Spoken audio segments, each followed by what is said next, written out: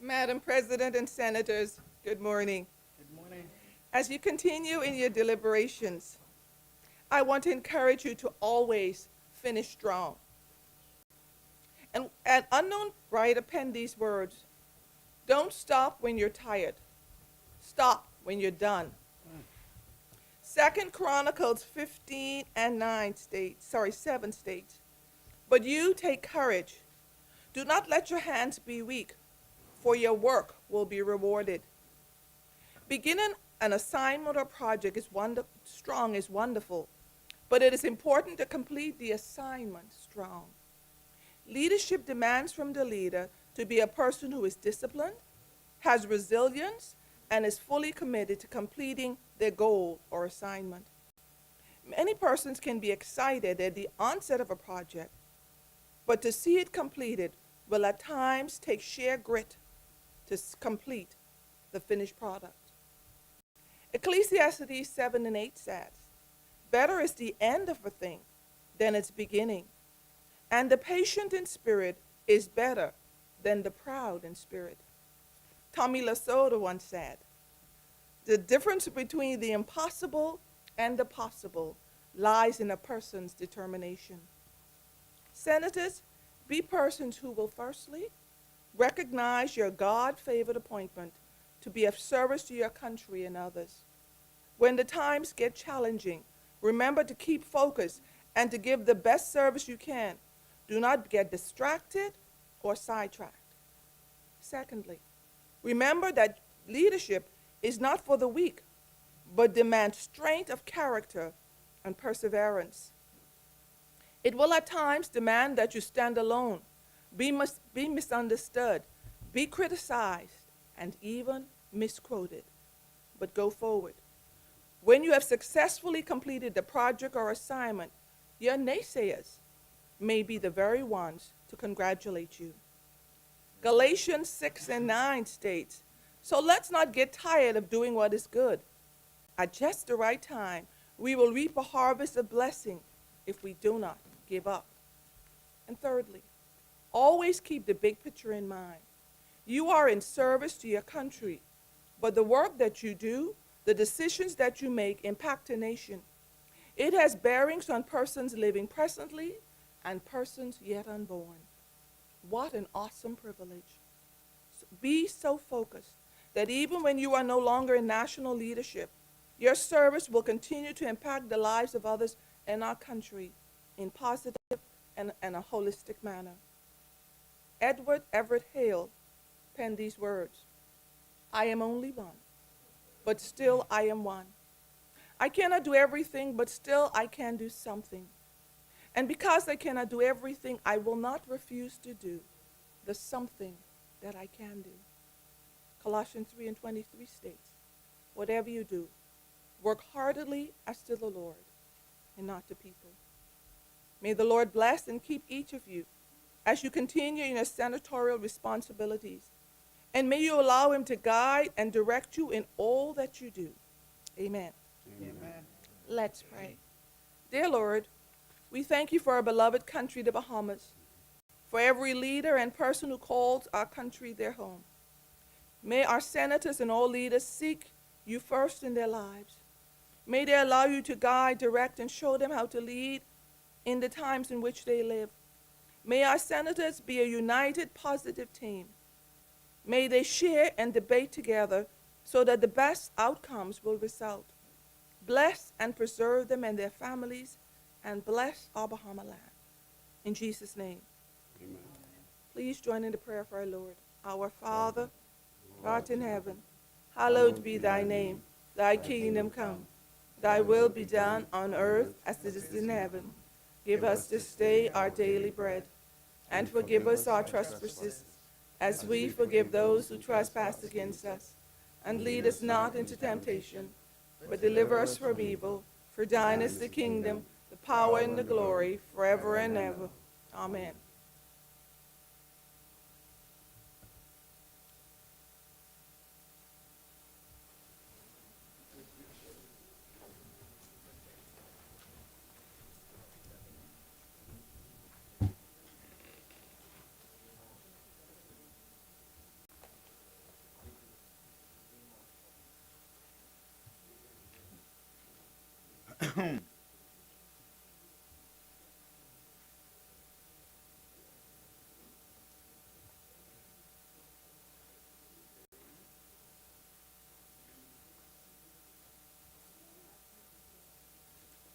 Opposition caucusing.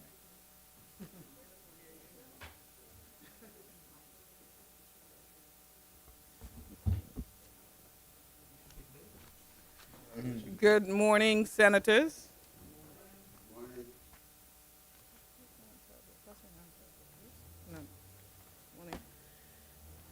This is the morning session of the 25th of June, 2025. And before we commence the morning session,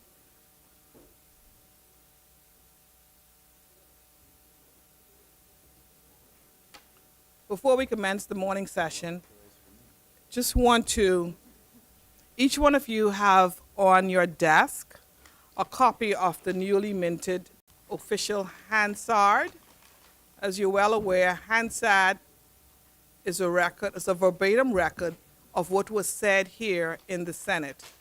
This was started in 1979 by Sir Henry Taylor and has been established in the United Kingdom for well over 100 years. This is the first official written copy, and there is a link online with respect to the online documentation of the Hansard. And so future copies will be paperless. So I just want to congratulate the Parliament for producing this document. And this is one of the clear benefits of having an independent Parliament. So thank you once again, Clerk David. Good work. Took the PLP to get that happen. Thank you to the clerk, David Forbes, and his entire team, the deputy clerk, the senators, I'm speaking, senators, Senators, Senator Handfield in particular, the chair is speaking. Yeah. And so I just want to thank the clerk of the Parliament, Mr. David Forbes, Deputy Clerk Asheran Lightburn, Assistant Clerk Rashad Flowers, the head of Hansard, Mr. Hunt, and all of those who made this booklet possible. We greatly appreciate your hard work and dedication to the Bahamas Parliament. And before I proceed today, I just want to warn you, senators, that I'm not going to tolerate the talking and the disrespect once a member is speaking. We have to abide by a higher standard, and I'm asking you all, when a member is speaking, to please refrain from speaking, because I can't hear the member, and the member is duty-bound to be heard by each and every senator. And I thank you for abiding by that rule.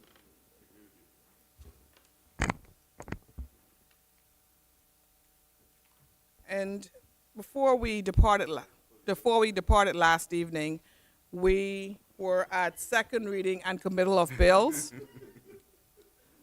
A bill for an act for the appropriation of diverse sums of money for and towards defraying the expense of the government of the Commonwealth of the Bahamas on revenue account for the financial year commencing the 1st of July 2025 and ending the 3rd of June 2026.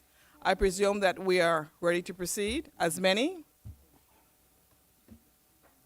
The chair recognizes Senator the Honorable Ryan Pinder. Thank you, Madam President. And before I begin, I do want to congratulate the parliamentary staff on the publication of the Hansard. This is a tremendous movement forward. I understand that it couldn't have been done without the Parliamentary Services Act being put in force. It certainly took a progressive Liberal Party administration to advance the independence of the Parliament, just like we advanced the independence of the court. We're not going to do this today, Madam President. We're not going to do this today. Yeah, the Honorable Attorney General is unfortunately at a moment of triumph for both houses, misleading in part on this matter. First, let me start by, again, acknowledging the point of acceptance of the work of both governments in working on this. But I want to emphasize, for the sake of truth, that D. Halson Moultrie, David Forbes and those, but D. Halson Moultrie basically put his political career on the line in the fight for independence Parliament. And he should be credited. And in the same breath, Madam, no, sometimes truth is truth. And at the same credits, Madam President. And at the same, Madam President, I think I have the floor. And in the same, Don't mix the commission up in politics. You're supporting him that it wasn't achieved then. Really bad things. Madam President, Please proceed, Senator Remming. Sickens me when we think everything is a game. Sometimes things are just right and true. You couldn't Madam President, allow. You couldn't get either commission passed. It's an independent commission. You couldn't get either one passed. Why would you come with something? Senators, Couldn't get either one passed. senators, please proceed. Let me start again, because No, it just Madam needs to be President, clear, Madam President, because there I were have a the lot of floor. persons that the had floor. worked in support, and I also believe you and also the present Speaker. Speaker of the House. So let me speak the truth into the record. D. Halson Moultrie put his political career on the line for his fight for independent Bahamas, during which time David Forbes was the clerk of the House at that time, and I give him credit for that too, as the most senior person in the Parliament in terms of tenure and stance.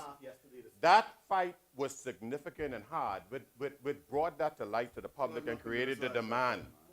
I also further praise, and this is from my understanding of some intimate knowledge looking into it, Prime Minister Davis also for stepping up in that regard Get it done. on the work that was done, Get it done. initiated by D. Halson Moultrie and those. I also want to thank the Speaker of the House, because this could not have been done, and you as President, because this could not have been done without your involvement and approval and guidance in this. All I'm saying, ma'am, when it comes down to things that are good for the country, that should be fair for everyone.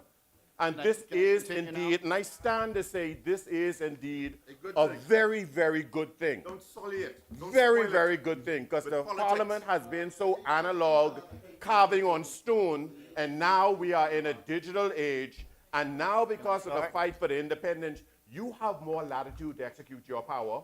The Speaker has more latitude to execute their power without the pressures of having to go to Cabinet to get all the approvals, which should not have a footprint in your leadership. So I want to thank That's enough, Madam Halson President. Mucci. No, don't. I'm that's closing. enough. That's I want to enough. thank Halson Mucci. That's enough. I want to thank That's enough. David Ford. That's enough. I want to thank the That Speaker is of the enough. House. I want to thank the President That of is the Senate. enough. I want to thank the Prime Minister of the enough. Commonwealth of the Bahamas, That is Prime enough. Minister You Brave run this Davis. place? And that is the truth. Sit down, man. Sit down, Tommy Tucker.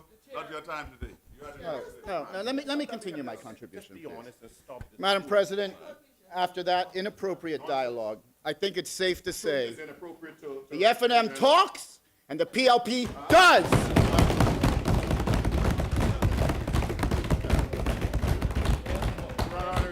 Madam President, I stand to support the 2025-2026 budget presentation. Before I begin, Madam President, I want to recognize a few members in the gallery. We have Daniel Parker Wallace, the new Director of Legal Affairs in the Office of the Attorney General. We have Ms. Sonia Comer, the new Acting Permanent Secretary in the Office of the Attorney General. We have Ms. Cecilia Strawn, who is the former PS in the Office of the Attorney General and now the Permanent Secretary responsible for the registries of the Commonwealth of the Bahamas and implementing the new land registry. And we have the Deputy Director of Public Prosecutions, Mr. Yolk, here representing the DPP. Madam President, the state of the country is good. The economic rebound since we came to office in September of 2021 continues, and fiscally, Madam President, the country is in a better place than it has been in over a generation. The country we live in today, with the economic prosperity that we are experiencing, is a complete reversal from the chaos and the mismanagement we were experiencing when we came to office. The poor decisions of the former F&M administration weakened the economy even before Dorian and COVID. They would want you to think everything was a result of Dorian and COVID. Before Dorian and COVID, they weakened the economy. And their response to those crises, Madam President, those particular crises, made it worse than it had to be and created a further economic crisis in this country. It is our job, Madam President, to chart a path to fiscal responsibility for the Commonwealth of the Bahamas. That's our job. When we came to office, the fiscal situation was bleak. It was bleak. There was a deficit of 13.1% of GDP. 13.1%. That is an astronomical deficit that reflected the true financial situation of the Commonwealth of the Bahamas in 2021. Madam President, in under 4 years, less than 4 years, we are now projecting a budget surplus for 2025-2026. Madam President, the fiscal deficit this year will be reduced to between 0.3 and 0.7% of GDP.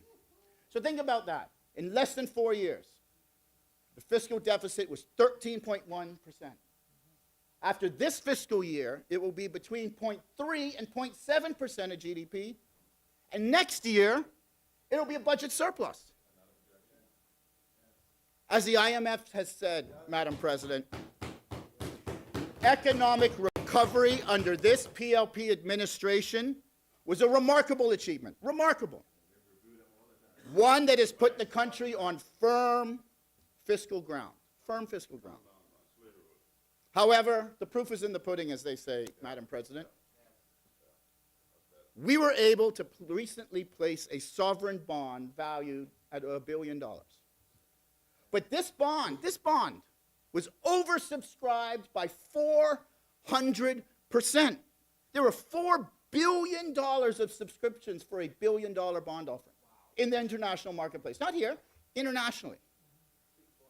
The international marketplace has demonstrated unprecedented confidence in the financial situation of the Bahamas under this PLP administration.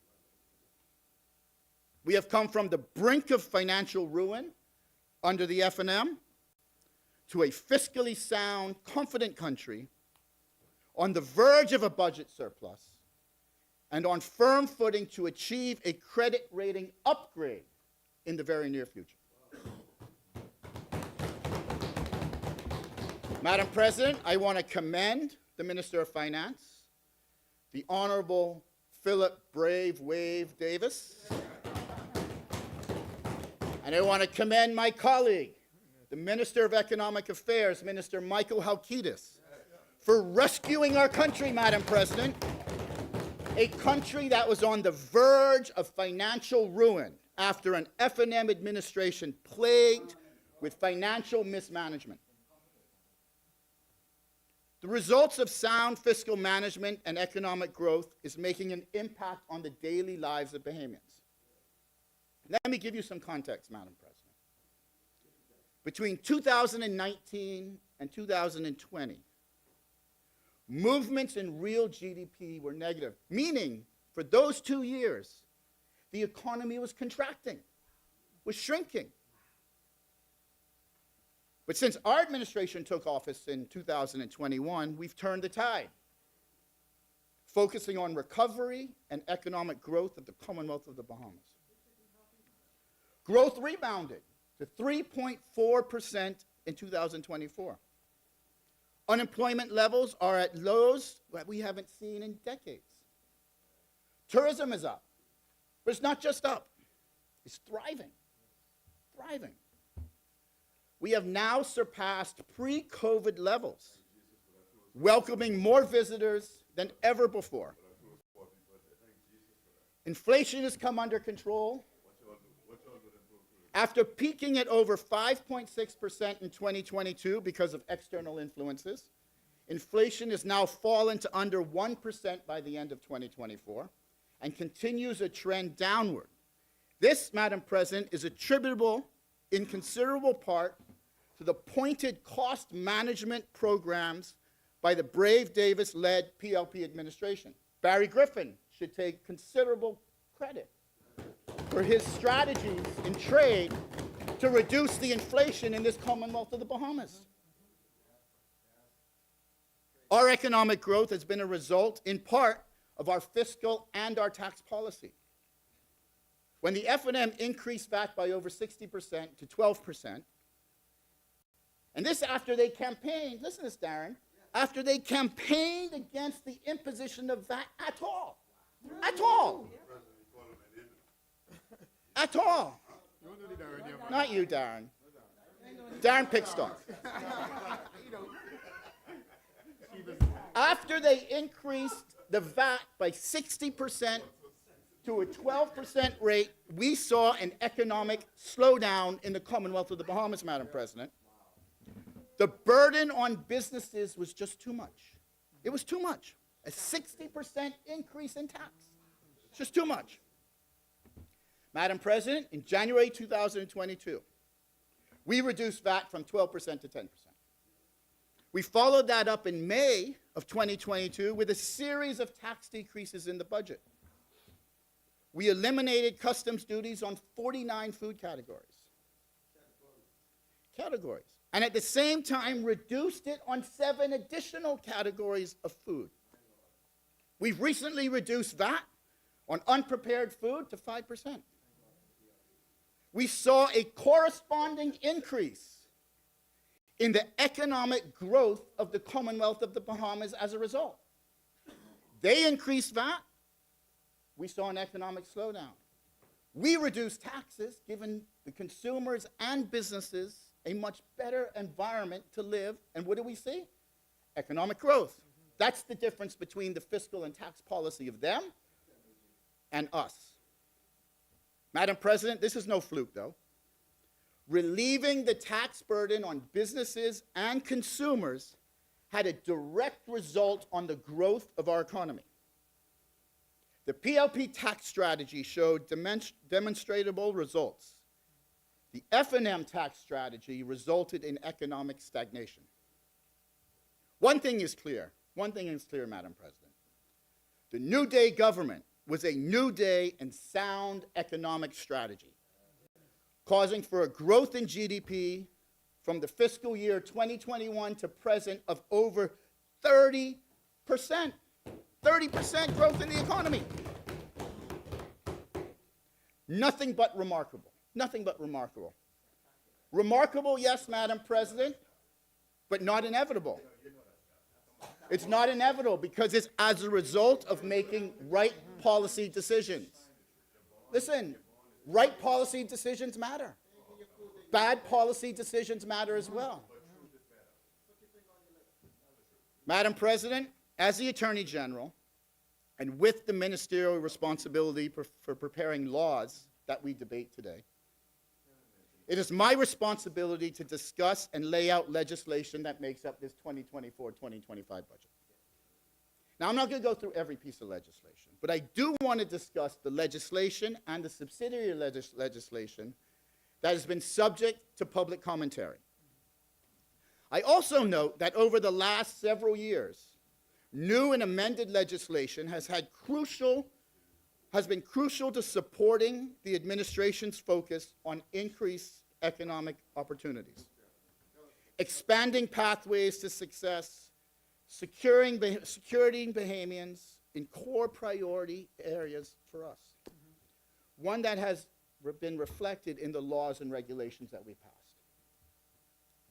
Madam President, we passed the Business Development Incentive Programs Bill, which establishes a structured incentive program aimed at encouraging very large businesses to invest in strategic economic areas within the Bahamas, with tax credits awarded based on measurable contributions to national development. Only businesses licensed under the Business License Act with 50 million in turnover qualify, yes, but this bill is focused on attracting multinational enterprise investment to the Commonwealth of the Bahamas. This is consistent with our strategy to attract operating businesses to nearshore from within the Bahamas. You would have heard me speak about that when we spoke about our financial services compendium. The goal of attracting large businesses to come and physically operate and be part of our economy. That's what this bill does. Madam President, the Conveyancing and Law of Property Amendment Bill, this modernizes and strengthens the legal framework for property transactions in the Bahamas. There's a concern that significant illegal tax avoidance in Bahamian property sales exists in the Bahamas. It's a concern of ours. We've seen the statistics that would demonstrate that it exists. Persons not paying the VAT due and not registering their conveyances. This bill is intended to curtail this, Madam President. A new Section 40 provides that VAT invoices must be obtained prior to executing conveyances of real property. The VAT must be paid within 180 days of execution, and conveyances must be registered within 180 days of execution. The parties involved, which include the buyers, the sellers, the attorneys, and the real estate agents, are jointly responsible for ensuring that VAT compliance is made. To provide further checks and balances, Madam President, financial institutions cannot disperse loans or mortgages for the property unless a VAT invoice has been verified. The Immigration Amendment Bill Madam President, establishes a new regime to license persons as authorized immigration consultants. There has been concern about the activities of immigration consultants and if there is any impropriety in the performance of those functions. It's a concern that we have. It's a concern. It's a concern. We know that the marketplace is flooded with people who claim to be immigration consultants. This bill creates a regulatory framework. A regulatory framework. He don't read the legislation now. He comes here and he don't read none of it. He don't read none of it. He don't even know what it says. I read every single thing. Absolutely. That's my job. You were in the Office of the Attorney General. You know the job of the Attorney General. Speak to the You chair. know what Senator goes Pender, on in the speak to the office. chair, please. This bill creates a regulatory framework, which includes registration, education, and qualification standards to act as an immigration consultant before the Department of Immigration. You clearly don't go on Hawkins Hill. Every 5 feet you have a sign about an immigration consultant sitting there. We're regulating it. We're causing for the corruption or the malfeasance that might exist to no longer exist. That's what we're doing. We're the ones that protect the integrity of this country. We're the ones. We're the ones. Exceptions of this include attorneys and regulated financial institutions who are already regulated by a body. The Maritime Revenue Unit. Madam President, the Ministry of Finance currently has a Maritime Revenue Enhancement Unit, currently exists, whose focus is to ensure that there is compliance and regulations and revenue measures in the blue economy. That exists in the Ministry of Finance. This bill institutionalized the Maritime Revenue Unit with statutory authority. Duties include coordinating with agencies during emergencies, training staff, collecting fines, and handling maritime revenue-related tasks. Powers include providing mooring services, waste removal, charging violations, setting fee structures, and conducting safety inspections. Madam President, the Value-Added Tax Amendment Bill. This includes updated definitions for taxable activities, stricter compliance measures for VAT filings and rulings, increased penalties for false declarations in property transfers, and prioritized VAT payments for real estate transactions. This VAT amendment bill restricts input VAT deductions on major construction projects and expands VAT exemptions for religious institutions. I'm sure my good friend across the way appreciates the VAT exemptions for religious institutions. Tax rates are adjusted. The VAT on sugary beverages increased to 10%, and medical and hygiene products reduced to 5%. Madam President, these amendments aim to streamline operations, enhance compliance, and refine tax policies for better governance. Madam President, I will group the charter boat and marine legislation together. A key focus of this budget compendium is to bring some regulatory oversight and equity to those who utilize our beautiful waters. Our goal is merely to bring structure, transparency, and fairness to this industry, especially when compared against similar Bahamian-owned enterprises operating in the industry who have to pay additional taxes that the foreign charters don't have to pay, and who have additional regulatory requirements that the foreign charters don't have. So we're trying to bring some equity and regulatory integrity. The Boat Registration Amendment Bill, this strengthens the enforcement of boat registration laws in the Bahamas, regulates foreign charters, introduces fixed penalties, and allows vessel impoundment and disposal when there are clear violations of the law. If a foreign charter is soliciting for charters within the Bahamas, so they are in the Bahamas soliciting for charters, the charter must originate from within the Bahamas, one, and must be negotiated and contracted by a citizen in the Bahamas or a business in the Bahamas approved by the Port Authority with a business license. Now, let me tell you why this is important.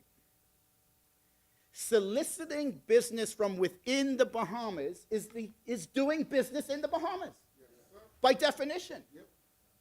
If you solicit business from within the Bahamas, you're doing business in the Bahamas. And thus, a Bahamian business with a business license must be undertaking that activity. It's natural. This protects the domestic Bahamian economy, that's what it does, and allows Bahamians to rightfully participate in that part of the economy. Foreign charters with vessels under 55 feet must have a minimum charter duration of 48 hours. So if you're a foreign charter in the Bahamas and your boat is less than 55 feet, your charter must have a minimum duration of 48 hours, 2 days. Why do we do that? This protects the Bahamian day charter business from unauthorized competition from foreign charters in our domestic economy. Day charters. So what happens now is you have these foreign charters here who are here on a cruising permit, no business license, no regulation, who are here to charter their boats. That's fine. That's what we allow. But instead of chartering it for an extended period of time, like is the intent, they will do day trips to Rose Island, for example, and take tourists to Rose Island, competing directly with Bahamian businesses in that sector. In that sector. We're now making it illegal to do that. You must have a charter duration beyond 2 days. Beyond 2 days. Beyond 2 days. They don't agree with it. They don't agree with it. The Commercial Recreation Watercraft Amendment Bill, Madam President, aims to enhance regulation, safety, and enforcement in commercial recreational watercraft sector. This sector is generally reserved for Bahamians. The authority has granted enforcement powers with the right to seize vessels in the event of noncompliance. There are stricter penalties, Madam President, listen to this. There are stricter penalties for the arrangements to obscure foreign ownership of watercraft. So what we have been seeing lately is effectively Bahamians fronting for foreign-owned watercraft to participate in this particular industry that is reserved for Bahamians. As reserved for Bahamians. We have seen that happen. We have seized vessels, right, Mike? Yep. In this sector doing this. So now we are making it subject to a $20,000 fine or imprisonment for this violation. Boat registration yacht amendment rules. We have seen a proliferation in bareboat charters in the Bahamas. So what that means you charter a boat, but you don't have a captain. Right? We see the sailing catamarans, the power catamarans. We see a lot of them out east in Palm Key, for example. That's where they base themselves, a lot of them. And people come in and they charter these boats and they go out, and which is fine. That's a business, and that's fine. We have no problem with that. These rules give the Port Authority the discretion to establish criteria for issuing master's licenses on these vessels. So we need to be able to ensure those who are operating these vessels in this sector, for the safety of our people, for our waters, for our environment, have the necessary criteria. So this gives the Port Authority the criteria to set that. We have also heard complaints about the difficulty of charter boats, especially the large charter boats, who are charter boats for hire, the luxury yachts primarily, with their VAT compliance. Remember, we put VAT on the business because they're doing business in the Bahamas. So we've amended these rules to require these vessels to either make the VAT and charter payments straight to the Port Department or hire an agent, which is really the easiest form. Hire a Bahamian agent to represent you in the compliance of your tax and your port fees. And then these owners don't have to do the registration and don't have to register for VAT, don't have to file the VAT returns. They have a service provider now doing that for them. And that service provider, guess what? It's going to be a Bahamian service provider. It's a new sector of this economy for Bahamian professionals. The Customs Management Amendment regulations. So we've heard a lot of discussion about these regulations and the fees prescribed in them, right? You go on Facebook and it's like the end of the world for some of these cruisers. Yes, we've increased the fees, Madam President. We've also increased the duration of the cruising permit. And we have provided a framework for frequent visitors to the Bahamas. This is a balanced approach. You might recall cruising permits in the Bahamas used to be for 3 months. These regulations prescribe that they're for 12 months. We want to cater to the frequent visitors to the Bahamas. We want them to come and return and return and return. So we're now giving you 12 months on your cruising permit instead of 3. We are introducing a frequent digital cruising card for pleasure vessels for a period of 2 years. So you can get this digital card for 2 years, which allows you unlimited travel to the Bahamas. Once you have it, you can come and go for 2 years in the Bahamas, no questions asked, unlimited, no time prescribed, no number of trips prescribed. We've moved the threshold for the first tier of fees on this up to 50 feet. We heard the industry.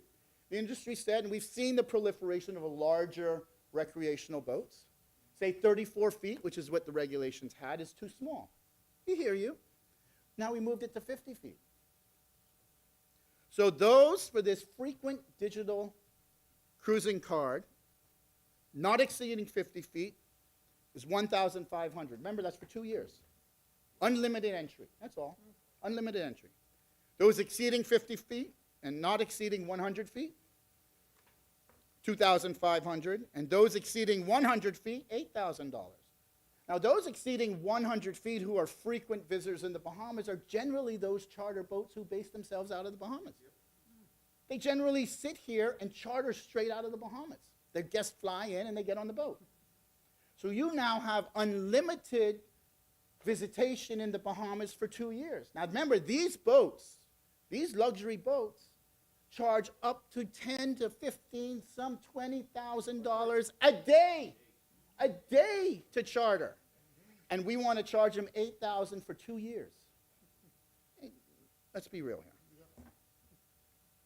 A temporary cruising permit, like I mentioned, is now valid for 12 months, Madam President. Was for 3 months. Now it's 12 months.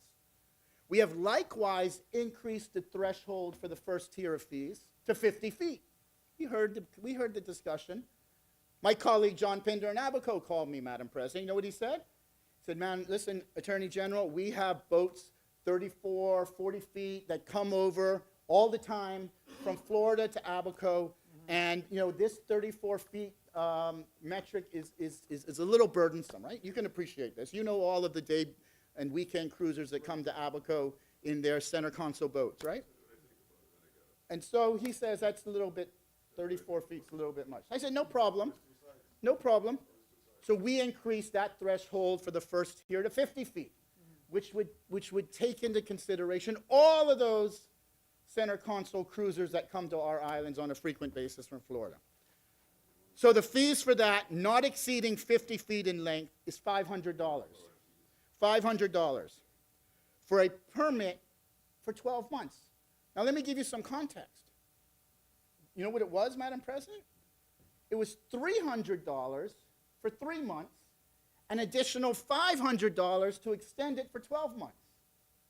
That's $800 for a year. Now it's $500 for a year. In fact, it's less. It's less. It's less.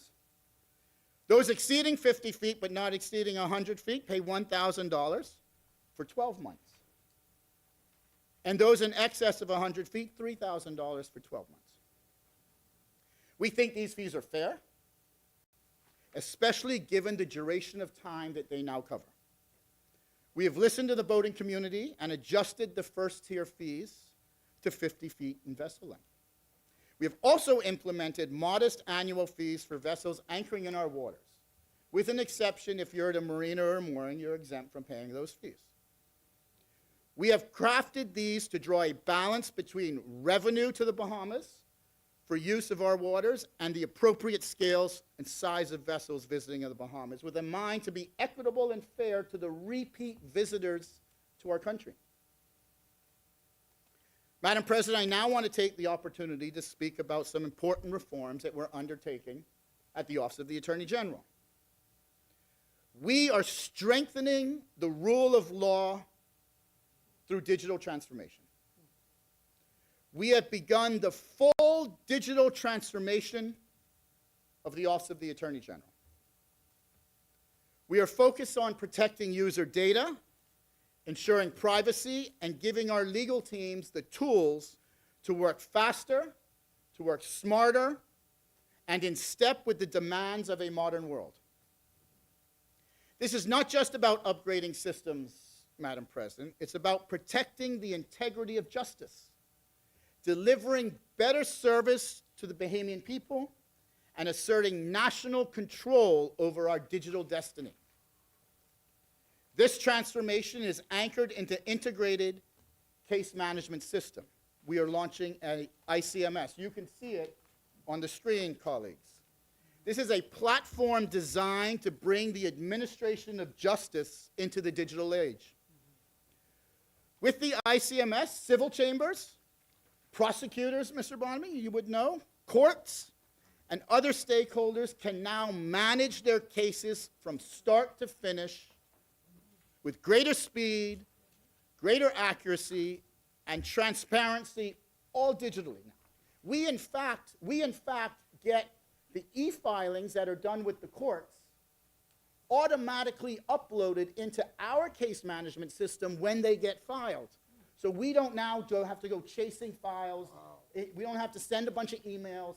As soon as it gets filed in the court, because we have the same developer as the courts, it automatically uploads into our case management system, and now we can manage all of our cases digitally in one central portal. But this isn't just an investment in technology. It's not just investment. It's investment in our people. That's what it is. And ordinary citizens with tools that they need to thrive in a digital Bahamas. We don't just talk about being a digital Bahamas. We do it. This is about preparing the Bahamas for the future of work where hybrid offices, digital case management, and online access are standard practice. The goal is to bring our legal infrastructure to international standards and become a regional leader, Madam President, in justice sector innovation in our country and throughout the Caribbean. We want to lead the region. That's what we want to do. Madam President, as colleagues would know, with the passage of the Registrar of Records Act and the Registrar of Companies Act, as well as the Patent Act, we have now reorganized the Registrar General into 3 separate portfolios with separate registrars. This is going to bring greater expertise, greater efficiency, and better customer service from our registries. We have officially segregated the activities of the Registry of Companies.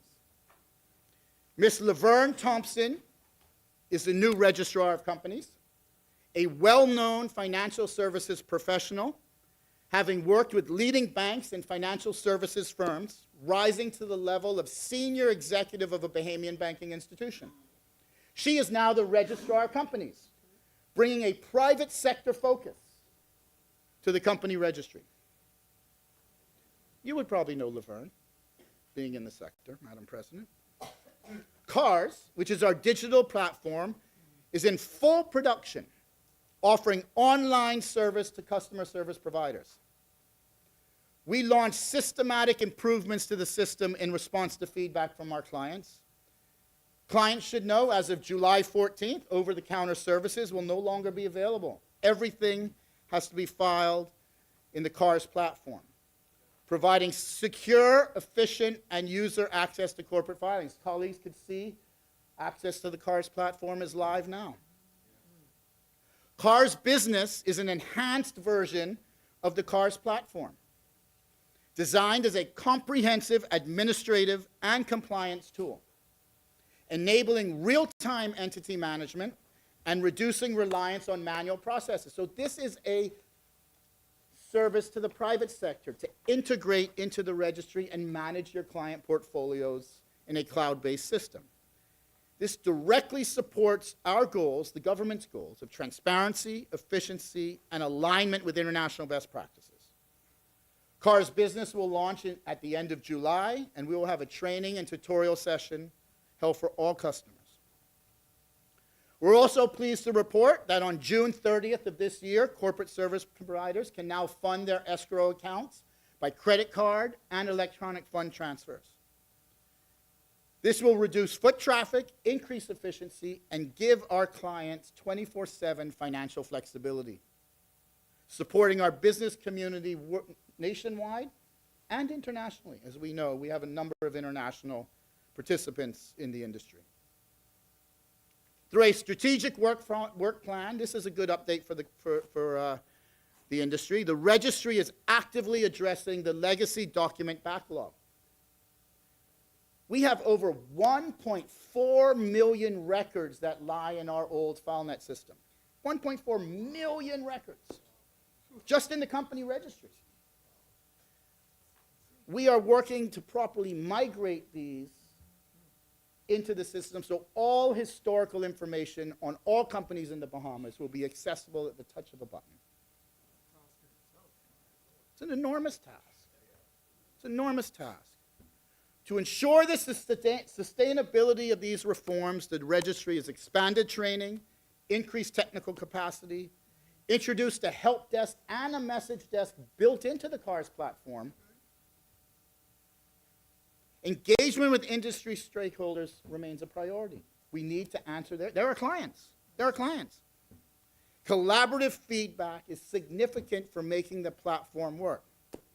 Notably, Madam President, and these are your good portfolio colleagues, Mike, the Association of International Banks and Trust Companies and members of the Bahamas Financial Services Board have generously donated laptops and scanners to the registry of companies to support the digitization effort. And this is a true collaboration where industry and government come together for the same common purpose, and we thank them for their continued partnership in national development, Madam President.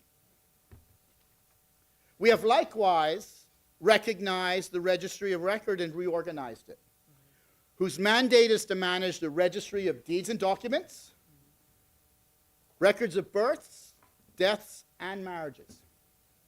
The Registry of Records will also be responsible for the movable property security interest registry that we passed earlier this year. We're building the platform for that, and we hope to launch that in a new digital format, de novo, by the end of the calendar year.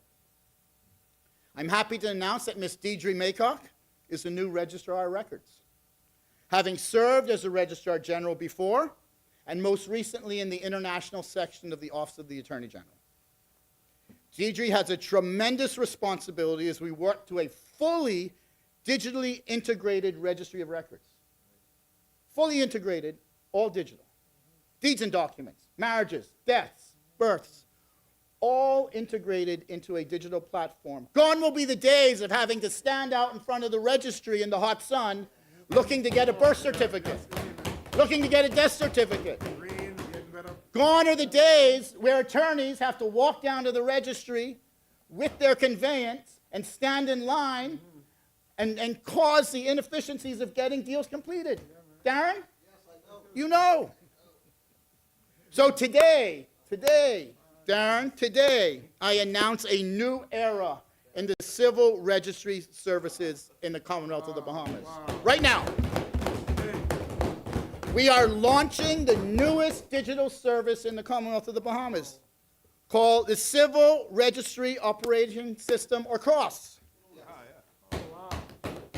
CROSS is a secure, user-friendly, online portal that enables private citizens and professional firms like yourself to submit documents for official recording with the civil registry from anywhere, whether home, in your office, or on the go.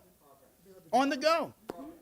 Starting shortly, users can file documents online using credit or debit card or use escrow services to pay their services. This is live, Darren. Cross is live. Let's just be clear. Do it now. Cross is live. The ability to submit documents for recording and payment online eliminates the need to visit the Registrar of Records Department, making our services convenient and available 24/7. What? You can look how you go. We're showing you how to get How there. they find online? How they find it online? The first phase of the system rollout includes affidavits of bachelorhood, birth, correction, identity, and spinsterhood, conveyances, mortgages, and satisfaction of mortgages. So now what you do, Mr. Pickstock, I know this is your business. You go into the system, you will have a data page. You put all the data in the data page. The buyer, the seller, the tax assessment number, the location of the property. You attach the conveyance, upload it, pay your stamp tax, record it. Record it. You get a recording proof with a QR code that will give you an authentication of that document and record it right away. These features allow for document verification via dedicated website. So you could go and scan the QR code. It'll go to the website and give you assurances that it's an authenticated document, significantly reducing the risk of fraudulent documents being used in legitimate transactions. We are eliminating fraud throughout our system and becoming a digital country. Cross is a major step forward in enhancing convenience, accessibility, and security in public record keeping. You can go cross.rgd.gov.bs to check it out. It's live, as I said. We launch a pilot this week, and we will have a full-scale briefing next month where we have all of the industry as part of it so they can understand what it does and be able to utilize the digital system of the Registry of Records. There is now a new and transformative career path for registrars. We got to invest in our people too. Created a new career path. We're mindful that the staff of the registrar have a wealth of knowledge. To capitalize on that, we've now created a career path for the persons who may lack the traditional qualifications of the public service, but have decades of experience and knowledge within managing registries. It's a different skill set. And just because you don't have a degree does not mean that you don't understand fundamentally what to do in these registries of our country. And so we've launched a new career path for those. But as we said, and as I alluded to, both CARS and Cross, they're major developments, and they bring major efficiencies to our customers, but they're not without challenges. One of the issues, as I said, we're working on through CARS and anticipate we'll work on through Cross are legacy documents. I said we have 1.4 million legacy documents we have to deal. How do you do that? How do you verify manually 1.4 million documents? Yeah. We don't have the workforce to do that. We've developed an artificial intelligence tool that will help us with historical data verification that will look at all of the historical digital data, all 1.4 million records in the company platform. And they will update the data sheets in the platform based upon the artificial intelligence script reading those historical files. You know when that's going to be complete? End of September, we will have the company registry completely updated with all historical documents utilizing a bespoke artificial intelligence tool that has been developed by our developers.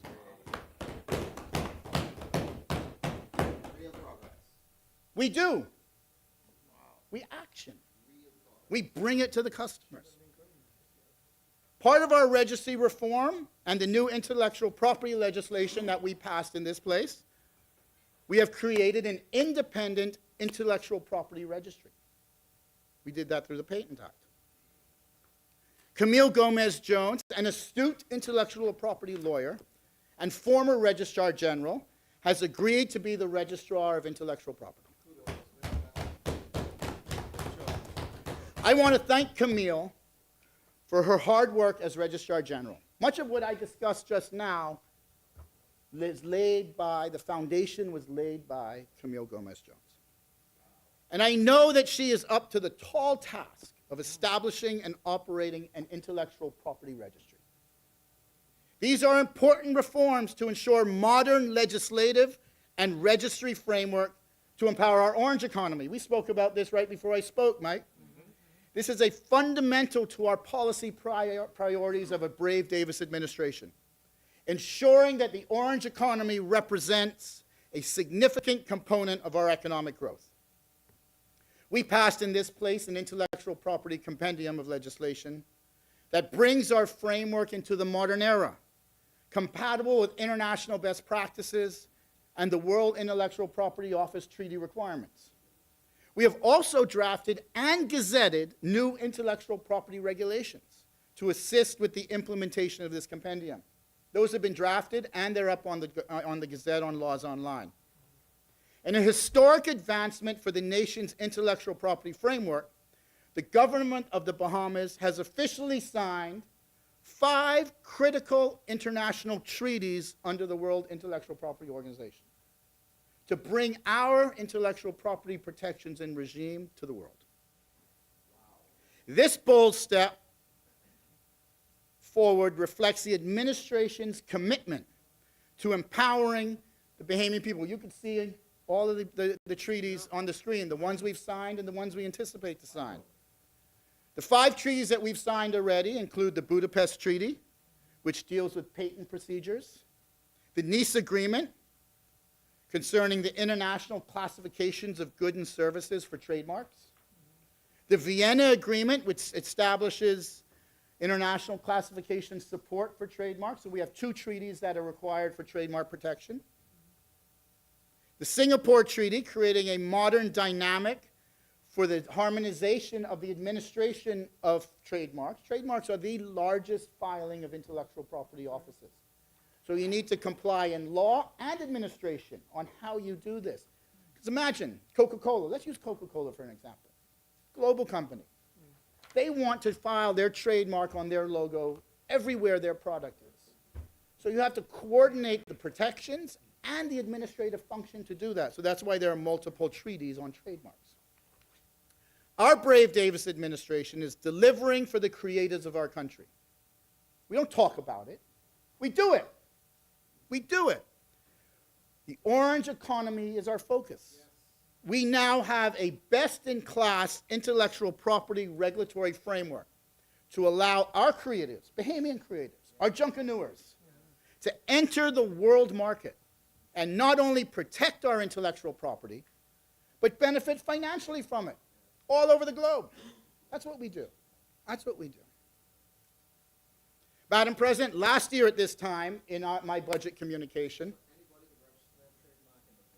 absolutely, and get the global protections through our intellectual property office. Through our intellectual property office. First in class now. We're first in class. Last year at this time, we released in my budget communication, Madam President, the public consultation for the long-anticipated land adjudication bill and land registration bill. You want to know what the guy over the hill wants? He wants to know his biggest purchase in his lifetime, his home or piece of land, is properly protected, properly registered. That's what he wants. That's what he wants. That's what he wants. He wants to know he ain't got nobody coming and thieving his land. That's what he wants.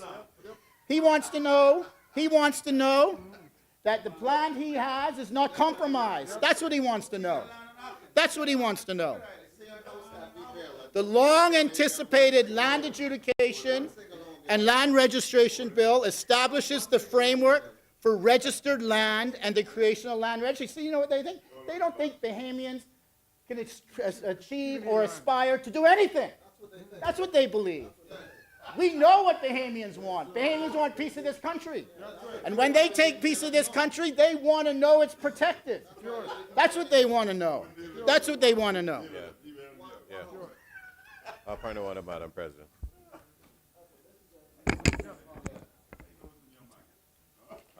Please, could you please state the nature of your intervention? Yes, he is blatantly misleading, and the statement as made is completely false. Which statement are you referring to? I will require him to restate that, where he stated that we don't want any, that word any.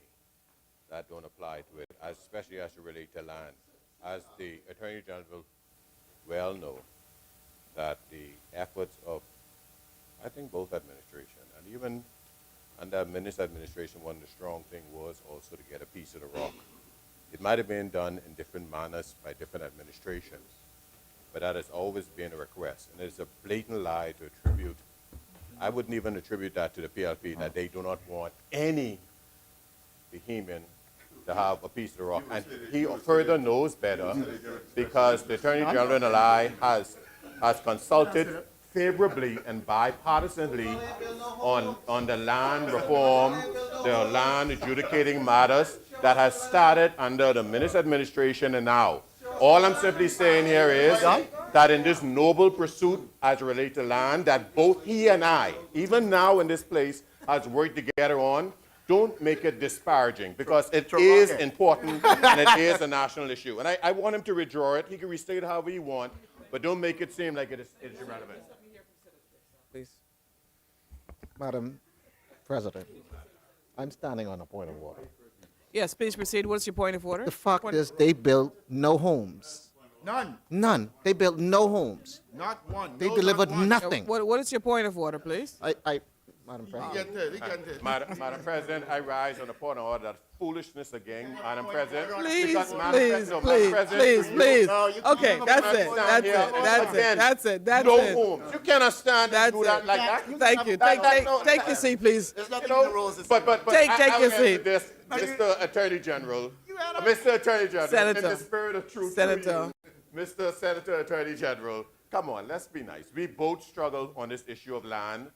Say what you want to say, rephrase that, but let's acknowledge that this is a Thank you. critical fight between both of us as, Thank as you. parties. Thank you. Senator Pinder, the remark with respect that they didn't, that they don't want. They talked Please. about it. No. No. Before you proceed, So the word any he has an issue with. Can you rephrase that? I withdraw any.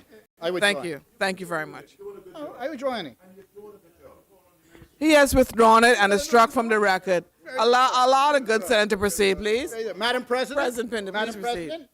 We're talking about Please land proceed. registration and land adjudication. That's what we're talking about. And we're talking about the creation of a land registry to protect the integrity of land for Bahamians. That's what we're talking about. So we have tabled this legislation. Madam President, we've tabled it. It sits in this place right now.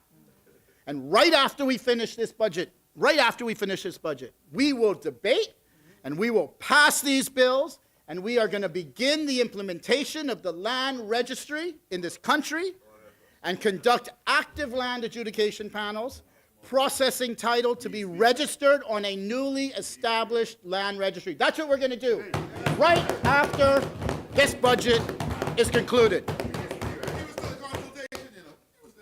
12 months of consultation. He was there.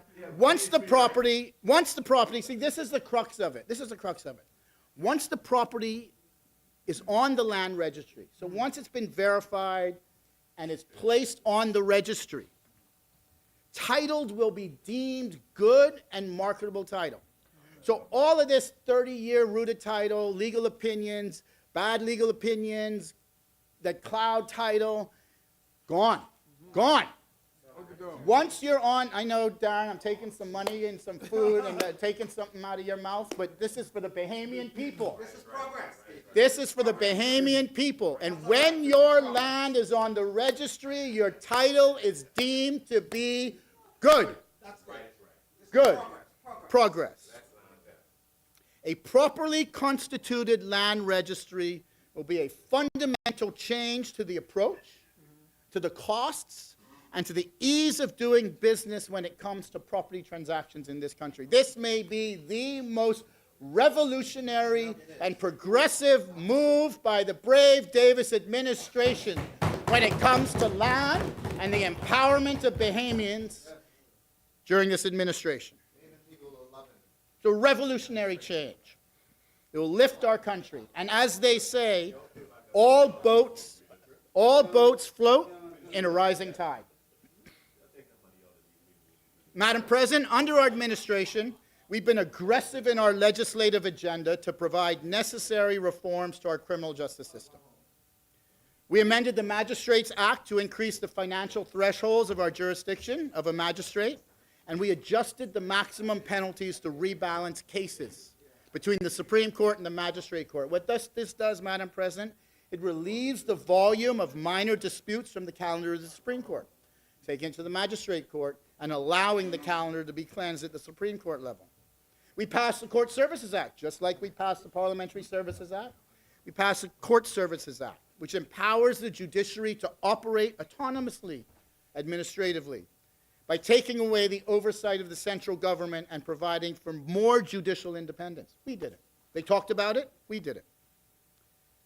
We amended the Supreme Court Act to increase the maximum number of Supreme Court judges from 20 to 25, increasing the capacity to conduct trials by 25%. We amended the Bail Act, requiring an accused granted bail to enter into a reconnaissance of bail. You remember this, where you have specific conditions in the grant of bail. You know what? If you violate those conditions, your bail is void. Void. We passed the Anti-Gang Act, which makes provisions for maintaining public safety and order in discouraging membership in gangs, suppressing and punishing the participation as gang members, and gang-related activities. Madam President, we passed the Trial by Judge Alone Miscellaneous Provisions Act, which grants the right of election to persons charged with indictable offenses in a Supreme Court for trial by judge alone, creating an option for greater efficiencies. We have had an aggressive, tough-on-crime legislative agenda, Madam President, coupled with legislation to enhance the operations of the court system. That was our goal. Tough on crime and may enhance the operations of the court system. But this is not the end of our legislative agenda. As we heard today, we work to the end. We have redrafted a new penal code that extends to 1927. We've drafted a new penal code that is under consultation internally, intended to reflect best practices and ensure fit-for-purpose application. We have heard, and certainly sometimes rightfully so, criticisms of sentences laid down, especially when it comes to juvenile and sexual matters, by both persons on your side and persons on our side. We've heard of those criticisms. We will release for the penal code for consultation hand in hand with new sentencing guidelines, which are being drafted right now, to assist in the proper sentencing of matters. We've drafted a new firearms bill that's in consultation with the police, with wider coverage for illegal firearms, including gun kits, assembling firearms from gun kits, the production of 3D firearms. We know you can now print a gun from your computer. Our regime doesn't cover that. Doesn't cover that. Doesn't cover that. Madam President, one thing I want to speak about is court infrastructure. Because if you speak to the judges, they will tell you that their infrastructure is lacking, that they need greater infrastructure. We believe that the judicial system should have the resources, technology, and infrastructure to do their jobs, Madam President, just to ensure that justice is preserved. We supported the digitization of the court system, supporting e-filing of matters, which assists in the efficiency of hearing cases. We supported that with the judiciary. We have opened a new family court complex to ensure family matters are heard with the decency and the privacy that they deserve.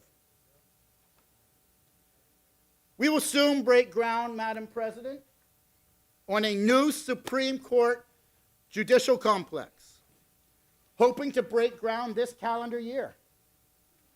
This will ensure that judges have the physical infrastructure, technology, and modern facilities necessary to adjudicate matters.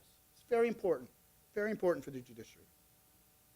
Since we first announced plans for a new Supreme Court complex, critical preparatory work has been completed by Poinciana SPV Limited. Colleagues would know that's the property holding SPV of the government.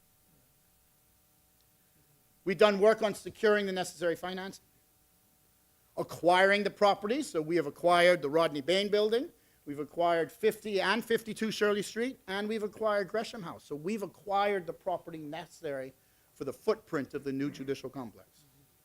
We've selected a qualified project manager, and we're refining the architectural and engineering drawings right now. I would like to describe for colleagues and for Bahamians at large some key features of the new complex. And colleagues could look at the screens or the billboards. We will strip the current 50 Shirley Street to its envelope and rebuild the entire inside of the building. We will build a new 7-story facility, as you can see, behind 50 Shirley Street. So colleagues, for your benefit, this is 50 Shirley Street. This is the entrance facility, and this is the new structure behind it. Right? We will build a 7-story facility, as you see, behind 50 Shirley Street. Collectively, the new Supreme Court complex that you see on the screen will host 19 modern courtrooms. 19 modern courtrooms. 19. This will consist of 8 civil courts and 8 criminal courts now, 3 hearing rooms, and a mediation center within the court complex. This is on the screen. This is for your benefit. This is on the screen. There will be judges and registrar chambers throughout, and a multi-purpose convention and theater suite. On the criminal side, best practices of court complex ensures that inmates are segregated from judges. The interaction is limited, and they have suitable holding facilities. That's best practices. This doesn't exist today in today's court infrastructure. We will ensure in the new complex that there are adequate holding stations with meal preparation facilities and for inmates on remand. There will be advanced security monitoring systems, access controls, incorporated smart technology, and CCTV to ensure that we're utilizing the complex appropriately and for the safety of those within the court complex. Consistent with global best practices, there will be jury rooms, state-of-the-art exhibit rooms, full administrative areas with probate and civil registries. We will incorporate a bail management center to ensure determination of bail has a detailed focus within the court complex. We will build a multi-layered parking lot, in part by digging underground behind the facilities. So we're going to have multi-layered parking.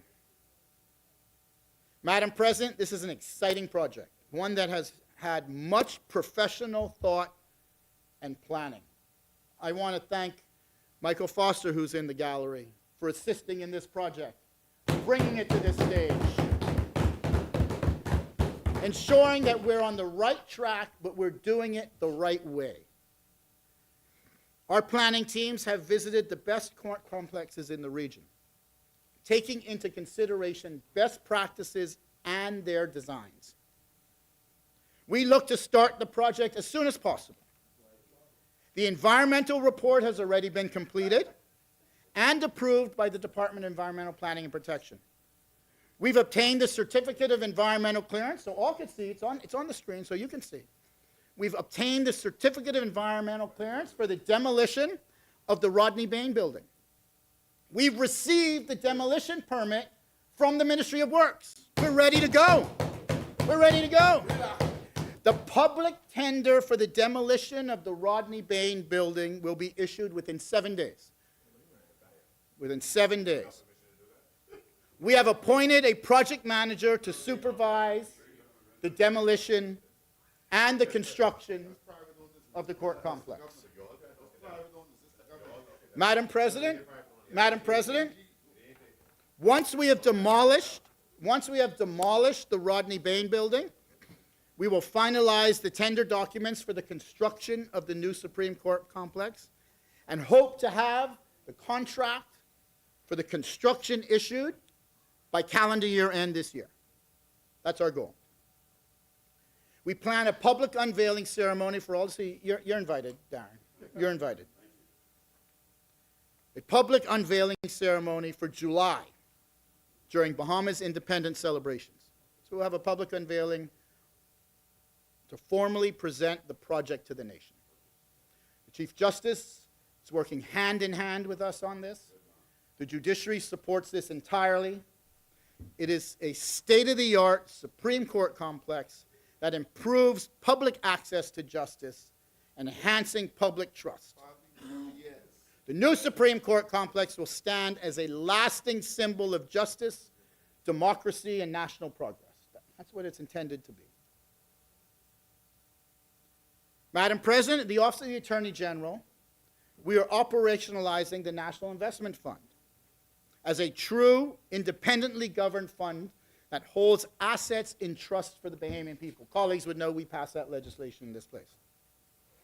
The National Investment Fund permits the development of national infrastructure and public improvement projects, facilitating public development projects related to the orange, the blue economies, and maximizing underutilized sovereign assets. The structure of the NIF, as we call it, is intended to adopt the Santiago principles of best practices, promoting transparency, good governance, accountability, and prudent investment practices. We've looked to have the fund constituted by the end of this month. That's our goal.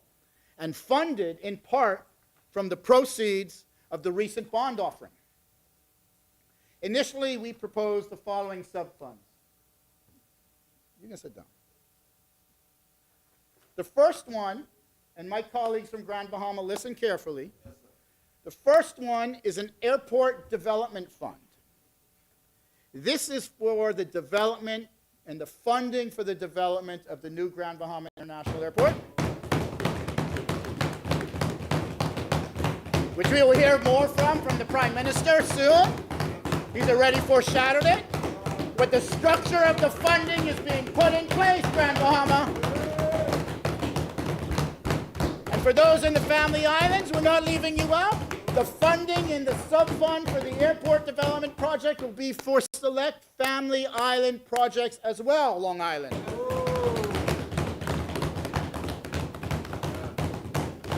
We'll be creating a real estate development sub-fund. This is where PPP projects for real estate transactions are going to be held. It will hold the shares of Poinciana SPV, which is going to have the court complex in it. We will have an infrastructure fund for PPP transactions to enhance infrastructure. And Madam President, I see you're wearing a pineapple today, and that is to commemorate the island of Eleuthera. Eleuthera, listen to me. Listen to me. The infrastructure fund will be the fund to hold and raise the financing for the new Glass Windows Bridge. We are putting what is needed in place to bring this country forward. We will have the Equity Holdings Fund. This Equity Holdings Fund will now have an independent governance for all shareholdings of the government. For BTC, for Alive, Cable Bahamas, the Port Department, the Nassau Port, the cruise terminal, all the shareholdings of the government will be held in a sub-fund now, professionally managed, where dividends separate from government holdings in this sub-fund, where dividends will now be able to be used for wider purposes of development of the country. We'll have a natural resources sub-fund to receive royalties and other revenues from natural resources in the Commonwealth of the Bahamas. And we will have a blue economy sub-fund to receive revenues generated from the blue economy, which includes revenues from the new Maritime Revenue Unit Bill and from blue carbon credits. They will go into this NIF sub-fund. Organizing the structure and operations and investment profiles of the NIF has been a complicated process, Madam President. It's not an easy process to put this in place. Passing the laws are one thing. Implementing is another. And it takes time sometimes. But we're ready to move now. We want to ensure that the assets of the Bahamian people are held and governed and used in an objective, a professional, and a transparent manner. If you recall from the NIF legislation, audits have to be given every year to Parliament. Reports on investment criteria and investment strategies have to be given. Matters have to be promulgated in regulation and gazetted. This is a transparent process, and that is where we are moving to put the Bahamian assets to be held in trust for them into this type of structure. Madam President, I think I should provide a general update for some areas that are generally under the portfolio of the OAG. Let's start with the Department of Public Prosecution. The operations of the DPP continue to be a yeoman's effort. The Deputy Director will tell you, heavy workloads, limited capacities plague criminal prosecutions.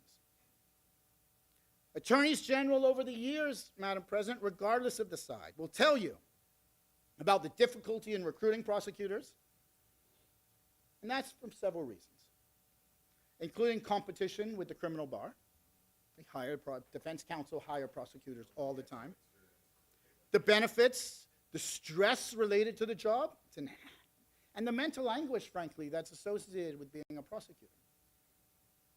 When I came to office as Attorney General, we had less than 20 prosecutors in the DPP, putting a strain on the ability for us to keep pace with concluding criminal matters in a timely fashion. Today, through increased benefits for attorneys and aggressive recruiting, and through the leadership of Cordell Frazier, we now have a complement of 45 criminal prosecutors.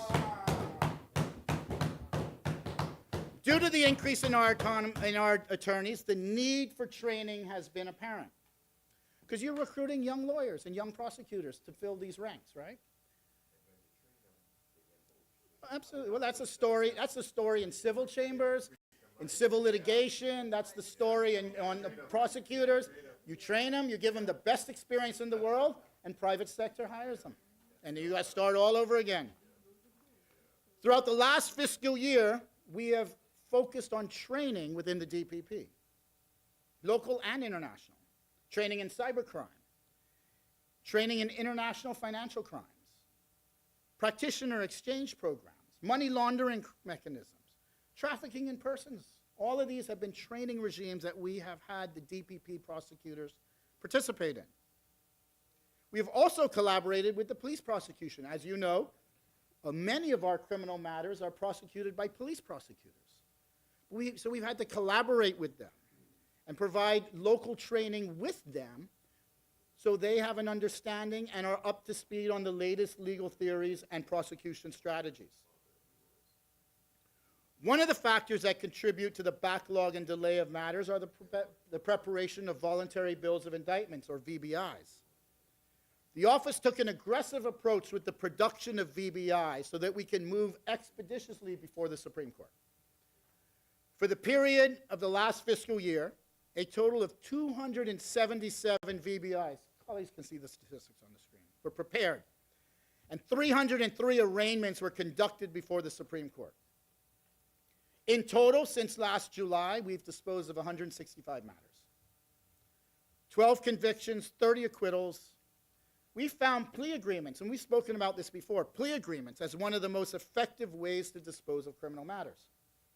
Not only does it spare the complainant from having to relive horrific events at times, but it also saves judicious time and reduces backlogs in the courts. For the last fiscal year, we've concluded 66 plea agreements. We've had a total of 55 nollies. We've been very aggressive in assessing older case files to figure out and understand whether they should be prosecuted, whether the evidence is there and the evidentiary value is there to continue these, because they just clog up the system. So we've had to process those. During the last fiscal year, bail has become a topical issue. We always speak about bail. The officers of the Department of Public Prosecution, along with various stakeholders, met in late 2023 to discuss this concept of bail and how we address bail matters. Since that meeting, the prosecution has strengthened its bail responses and have aggressively appealed decisions granting bail where we deem it's inappropriate. We have successfully had several defendants' bails being revoked and caused their sureties to be deposited in the public treasury relative to the escheatment of bail bonds and the breach of bail conditions. So there are penalties for breaching bail conditions. Certainly bail revocation, but if you have a surety, that surety is going to be seized. A true mark of a successful prosecution, Madam President, is the ability of the prosecutor to defend on appeal. That's a true measure of success, right? You get a conviction, they appeal it. What happens at appeal? The Court of Appeal handed down a total of 63 judgments with respect to appeals heard in the last fiscal year. The prosecution was successful in 95 of the 113 appeals. The vast majority of the appeals, we were successful. I'm proud of the Office of the Department of Public Prosecution. I'm proud of the DPP, Cordell Frazier. I'm proud of Mr. Yolk Barnaby, Deputy Director. I'm very pleased with the performance of the department and what they've been able to accomplish. It's not easy. It may be the most difficult legal department in all of the Commonwealth of the Bahamas, private or public sector. Maybe the most difficult, the most stressful. I'm really proud of the performance of the department in prosecuting criminal matters. We've come a long way. Madam President, with respect to anti-money laundering measures, the Bahamas is a founding member of the Caribbean Financial Action Task Force and will be among the first 3 jurisdictions, along with Trinidad and Jamaica, to undergo our 5th round of mutual evaluation. You'll appreciate this. That's scheduled for October next year. Mutual evaluations by the FATF are critical instruments to assessing our anti-money laundering standards. Our last mutual evaluation was in 2015, which identified critical deficiencies in our legal and regulatory framework. Since then, we've made significant progress. In 2020, we were removed from the FATF Grey List. In 2022, after coming to office, we were removed from the EU AML blacklist. We entered the CFATF follow-up process, and as we know, we became only the 2nd jurisdiction in Latin, Central, North America, and the Caribbean to achieve 40 for 40 status, attaining compliant or largely compliant in all 40 FATF recommendations. A great achievement for the Commonwealth of the Bahamas. The 5th round of mutual evaluation, which I said scheduled next year, these are intense evaluations of our jurisdiction, will place a focus on the effectiveness of our implementation of the recommendation. So are we actually delivering results? Yes, our laws are there, our structures are there, but are we delivering results? That's what this review is about. Last month, we tabled and passed significant legislation, including the Proceeds of Crime Amendment Act, Register Beneficial Amendment Act, Financial Transactions Reporting Amendment Act, Companies Report Amendment Act, IBC Amendment Act, and the Not-for-Profit Organization Amendment Act. These are not merely technical compliance exercises. They're essential tools in the fight against illicit financial flows in the Commonwealth of the Bahamas. We remain resolute in our commitment to preserving the Bahamas' standing as a reputable financial center, ensuring a secure, transparent environment for domestic and international investment. Our financial sector is the cornerstone of the Bahamian economy. A poor evaluation threatens correspondent banking relationships, investor confidence, international partnerships, and our customer base. We are investing in human capital to ensure we stay compliant. We have a National Identified Risk Framework Committee. And this is a committee that brings all relevant agencies together in the fight against illicit financial flows, including the International Legal Cooperation and Compliance Unit of the Attorney General's Office, the regulators, Central Bank Securities Commission, Compliance Commission, Gaming Board, FIU, police, customs, immigration, they all come to collectively strategize and make sure that we are abiding by our commitments on AML matters. We will do whatever is necessary, Madam President, to ensure that we remain compliant with all 40 for 40 FATF recommendations. Whatever is necessary, we will make sure we remain compliant. Right, Mike? Absolutely. I want to speak a little bit about the Law Reform and Review Commission. And unfortunately, my good friend, Senator Barnett's here, not here, because I work closely with her father in this regard.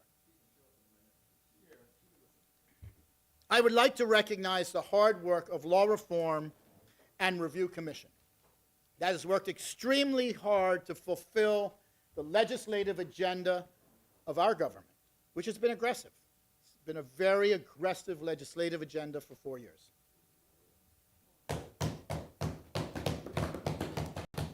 It is especially intense during this time, budget time, where we have to prepare upwards of 50 pieces of legislation as a compendium for the budget. We have worked hard to reorganize the commission and the legislative drafting section to create a more defined roles and enhanced effectiveness in the preparation of what many times are novel and complicated pieces of legislation. We have moved the law reform commissioners and their support staff into their own designated executive offices. Their focus are major legislative reform projects of the Bahamas. That's what the commissioners work on. They do intense research, intense benchmarking, figure out what best practices are. So I'll give you an example of something, in fact, Commissioner Barnett's working on. We're looking at over the summer at preparing new cybercrime and data protection legislation to bring in the fall. A new area for the country, at least as far as cybercrime.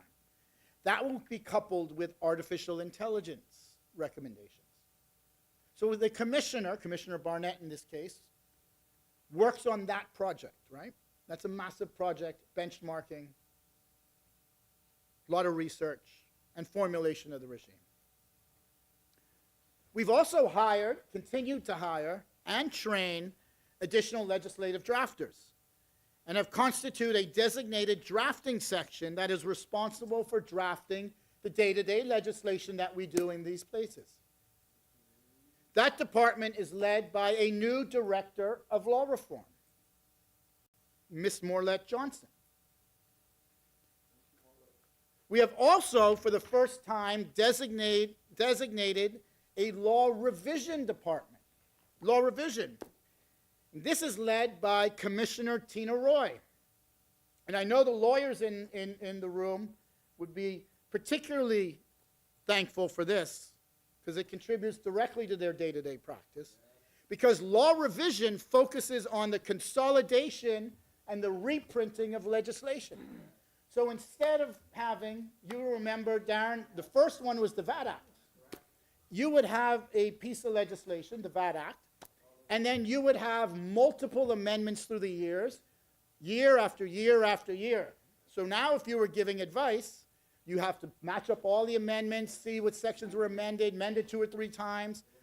So what we do in revision is we take all of those, we bring them together in a consolidated form, in a new, what we call reprint, and we publish it. And so now, yeah, I started this about 2 years ago. That's right. This exercise I started about 2 years ago. Now we have consolidated legislation. Colleagues should know we've done the following recent reprints.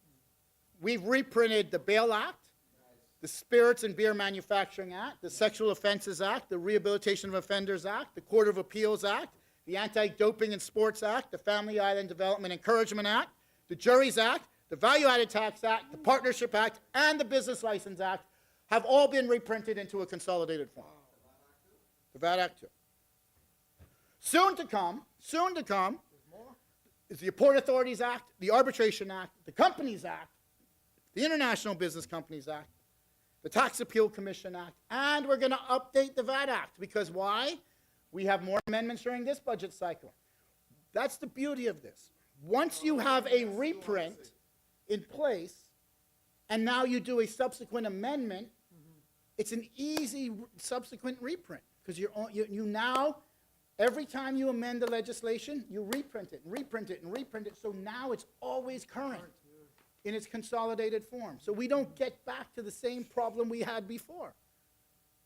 So you will see, after every budget cycle, a new VAT Act being reprinted, for example, a new Business License Act, because those are always amended. Our commission is working hard, growing in capacity. They do a yeoman's job, and I'm very, very, very proud of them. They are the backbone of the legislative framework of our country, and they are the ones responsible for allowing us to do what we do in here. We are legislators, first and foremost in this place. We debate laws. We pass laws. Those laws have to be prepared, have to be put forward. Madam President, I want to speak briefly on human rights. Human rights are the responsibilities that include the promotion and protection of the enjoyment of all civil, cultural, economic, political, and social rights. That's what human rights are. We strive for the full realization of all human rights and preventing the continuation of human rights violations throughout the Bahamas. Just some notable accomplishments. And again, I wish Senator Barnett was here, but for some reason she's not here. Let's talk about the Parliamentary Human Rights Committee. Since its formation in January of 2025, and colleagues can see the hard work that gets done, we've undertaken crucial groundwork towards strengthening human rights protections in the Bahamas. Since its appointment, the committee has held consultations with over 30 stakeholders, over 30 separate stakeholders in our country, inclusive of government agencies, civil society organizations, whose insights have assisted in the identification of urgent areas of reform. The committee has begun reviewing key legislation to examine and address human rights deficiencies in our country. The committee is also in the final stages of reviewing the Protection and Care of Older Persons Bill, a significant step towards safeguarding the dignity of the elderly in our country. The focus of the committee is on translating this early work into meaningful and lasting change. The committee will propose legislative reforms supporting the establishment of the Department of Gender and Family Island Affairs, or Family Affairs, and advancing a national identification card system to improve access to public services. They're going to advocate for inclusive policies and infrastructure with particularly focus on persons with disabilities and those living within the Family Islands. Because our Family Islanders live with the same dignity that we do in Nassau. Madam President, our National Reporting Cooperation Mechanism is an interministerial working group chaired by the Human Rights Unit of the Office of the Attorney General. Over the past year, the NRCM has ensured the preparation of national reports for the CRPD, the CRC, the CERD, the UNCAT. All of these are international treaties and annual reports, periodic reports we have to file. So that's what our National Human Rights Unit and the National Reporting Cooperation Mechanism are responsible for. Overall, they integrate human rights at the national level through formalized links with key institutions and civil society. We've seen the discourse, the transparency, and the accountability that this group puts forward. As I said, we have a human rights unit established in 2022 within the Office of the Attorney General So we've constituted a human rights unit because we see the value and importance of human rights in our society and believe it needs a dedicated unit to advance that from the legal point of view. They are the central body for coordinating national human rights efforts. The unit continues to provide critical support on a wide range of human rights initiatives, including advising ministries. They advise the different ministries on their compliance obligations of human rights. We don't operate in silos in this administration. We believe that we are a collective government, and we should be advising our colleagues throughout the government on their obligations and helping them fulfill those. The Office of the High Commissioner of Human Rights Regional Office, OHCHR, that is a United Nations regional office for human rights that has been established in the Commonwealth of the Bahamas, overseeing human rights matters for all CARICOM members. We're very happy that the United Nations chose the Bahamas. We think that we are trail setters in this regard, and we look to assist that office in providing technical assistance and capacity in human rights. One area I do want to mention before I conclude, Madam President. In December of 2024, I addressed the International Court of Justice on behalf of the Bahamas in landmark advisory proceedings on states' legal obligations to combat climate change. The Bahamas joined 97 other nations in delivering oral submissions highlighting the severe and disproportionate effects of climate change on small island developing states like the Bahamas.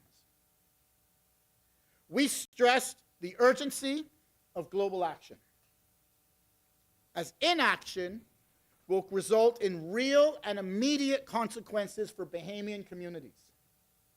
We called for accountability from industrialized nations whose decades of inaction and profit-driven emissions have caused the climate crisis. As the court considers our submissions, we hope for a decision in the coming months of this summer.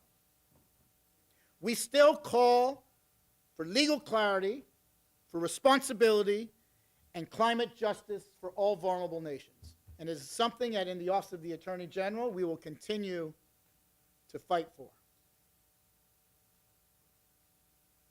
The Human Rights Unit on the way forward has a full agenda, Madam President. We will tackle issues of age inconsistency for children. That's the next big topic. You look at our laws throughout the country as they apply to minors, they're inconsistent throughout. Our Human Rights Unit will look at and tackle issues of age inconsistency for our children and our young people in legislation. We're going to strengthen the implementation of the Persons with Disability Equal Employment Act. And we're going to assist with the establishment of the Office of the Ombudsman and the submission of several treaty reports. Now, before I conclude, Madam President, I want to address some of the comments on the budget allocations for both the Ombudsman and the Independent Commission of 3 minutes, Madam President. Sure, please proceed. Thank you. I want to address some of the comments on the budget allocations for both the Ombudsman and the Independent Commission of Investigations. We have seen criticisms of the allocations in Budget Head 7, which is the Attorney General's head, for these newly implemented or to be implemented institutions. I would like to take the opportunity to clarify this. Colleagues should note that funds in the budget, especially for newly constituted institutions, are effectively placeholders. New hires, for example, for the Office of the Ombudsman and the Independent Commission of Investigations will not be found in Head 7 under the allocations. They will be sourced from the global provision line in the Ministry of Finance. Their budget, which is approximately $11 million. That's where, Mike, that's where all new hires are located. Every new hire in the budget, doesn't matter which agency it is, are found in the global provision line item of the Ministry of Finance. That's where they're found. It should be noted that the facilities for each of the institutions are already secured. They're already secured. One of them will be part of the complex.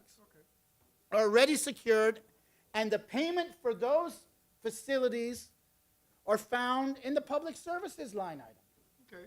The public service is responsible for paying for all accommodations of the government. So you're not going to find that in the Office of the Attorney General line item. I want to be very clear. There are adequate provisions in this budget for these institutions.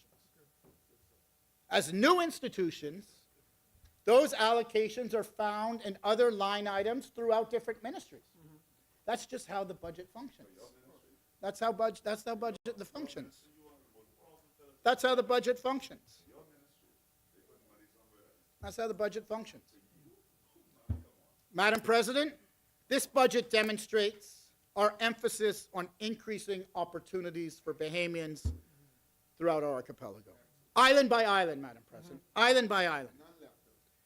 It demonstrates financial stability after being on the brink of financial collapse.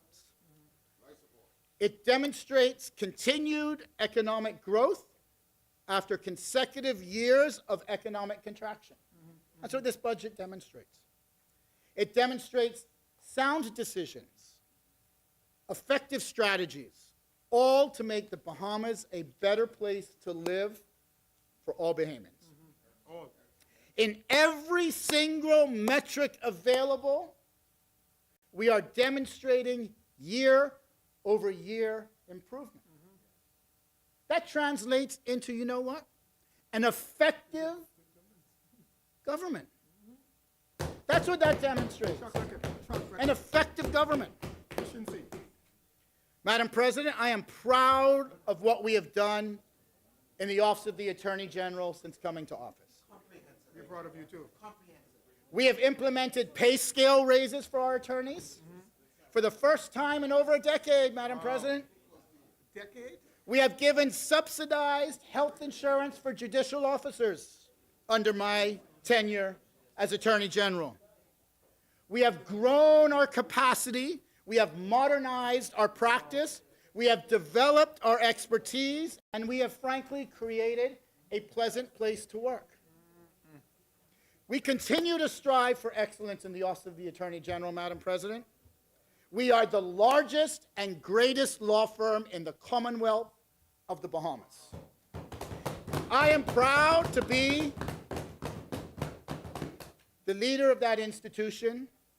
I am proud to be the Attorney General, and I am proud to lead the largest and most prestigious law firm in this country. We're proud to have you. Madam President, I support the 2025-2026 budget. Thank you, Madam.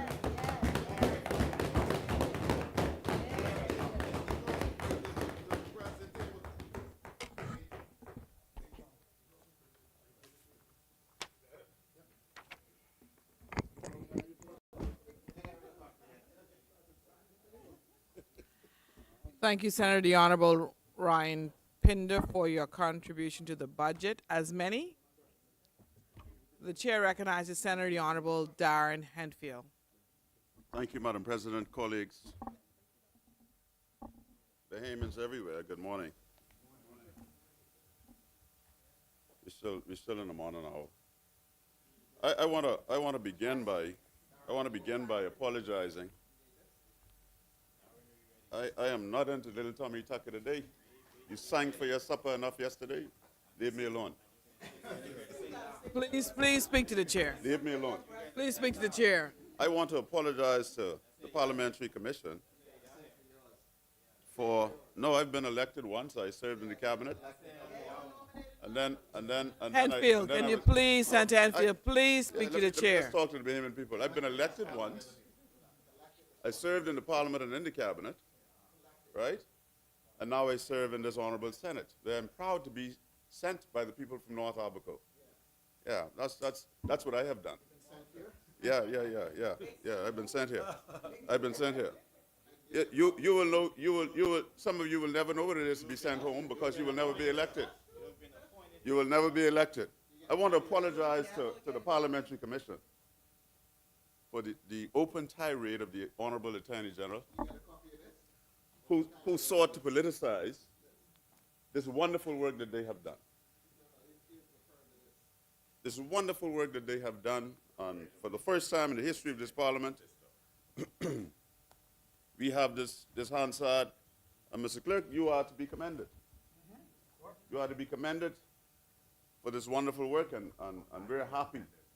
We're happy that you are doing this independent work. And Madam President, for your independence, we are also pleased. You know, you are independent. You are part of this grand scheme that the Constitution has set up for the Bahamas, that you are not to be managed or handled by anybody, but in your own terms and your own power, there you sit. One day I hope we can have a parliament in the Bahamas where we have an independent Speaker in the House of Assembly and an independent President of the Senate. So you don't be intimidated by people who get up and, but you're not easily intimidated. You're not easily intimidated. By the way, I love the pineapple. I love the pineapple that you wear today. I do.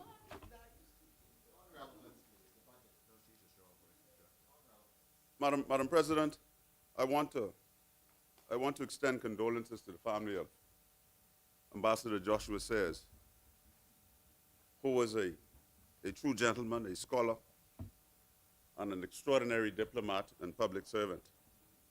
But more than that, Josh was a nationalist.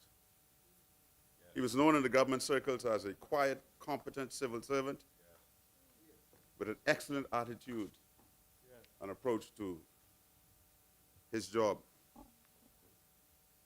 All of the attributes he used as a permanent secretary in the Ministries of Health, Foreign Affairs, respectively, and he also served as Director General of the Ministry of Foreign Affairs and as Ambassador of the Bahamas to the United States of America. It is a testament to how Josh focused his life on being a nation builder. I never saw him as a politician. I never saw him as a politician. Yeah, I didn't think that was a good fit for him. I saw him as a nationalist and as a neophyte foreign minister. And I spoke with the former foreign minister, the Honorable Brent Simonet, yesterday, and I speak for he and Dame Janet Boswick. Josh offered a sense of quiet confidence when he sat behind you in foreign places, knowing the encoded nature of most of the things that were being discussed from a fundamental and historical basis.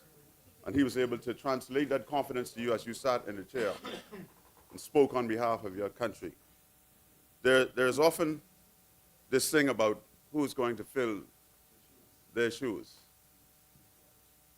People like Josh, when they go, as I've heard former Prime Minister Ingram say on one occasion, they take their shoes with them.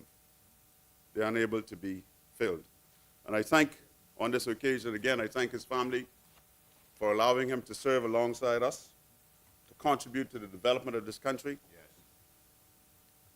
Because they served with him. Yes. And we serve in these places, our families serve with us. I'd also like to extend my heartfelt condolences to the children of my Aunt Vernie. I could not make it to the funeral on Saturday. As you know, my father's in hospital, as well as my sister Ann. My father's doing well. He's recovering nicely. Hopefully we'll get him. Yeah. Thank you, Brother Russell. Thank you. Thank you very much.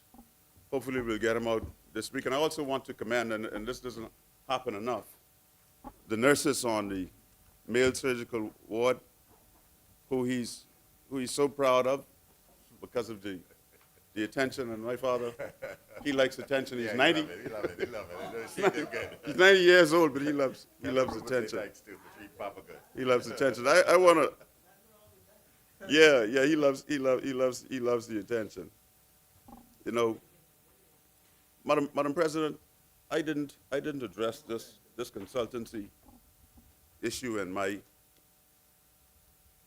presentation this morning in immigration, but despite what the AG says, I believe it is another opportunity for corruption in a department where corruption is already rife,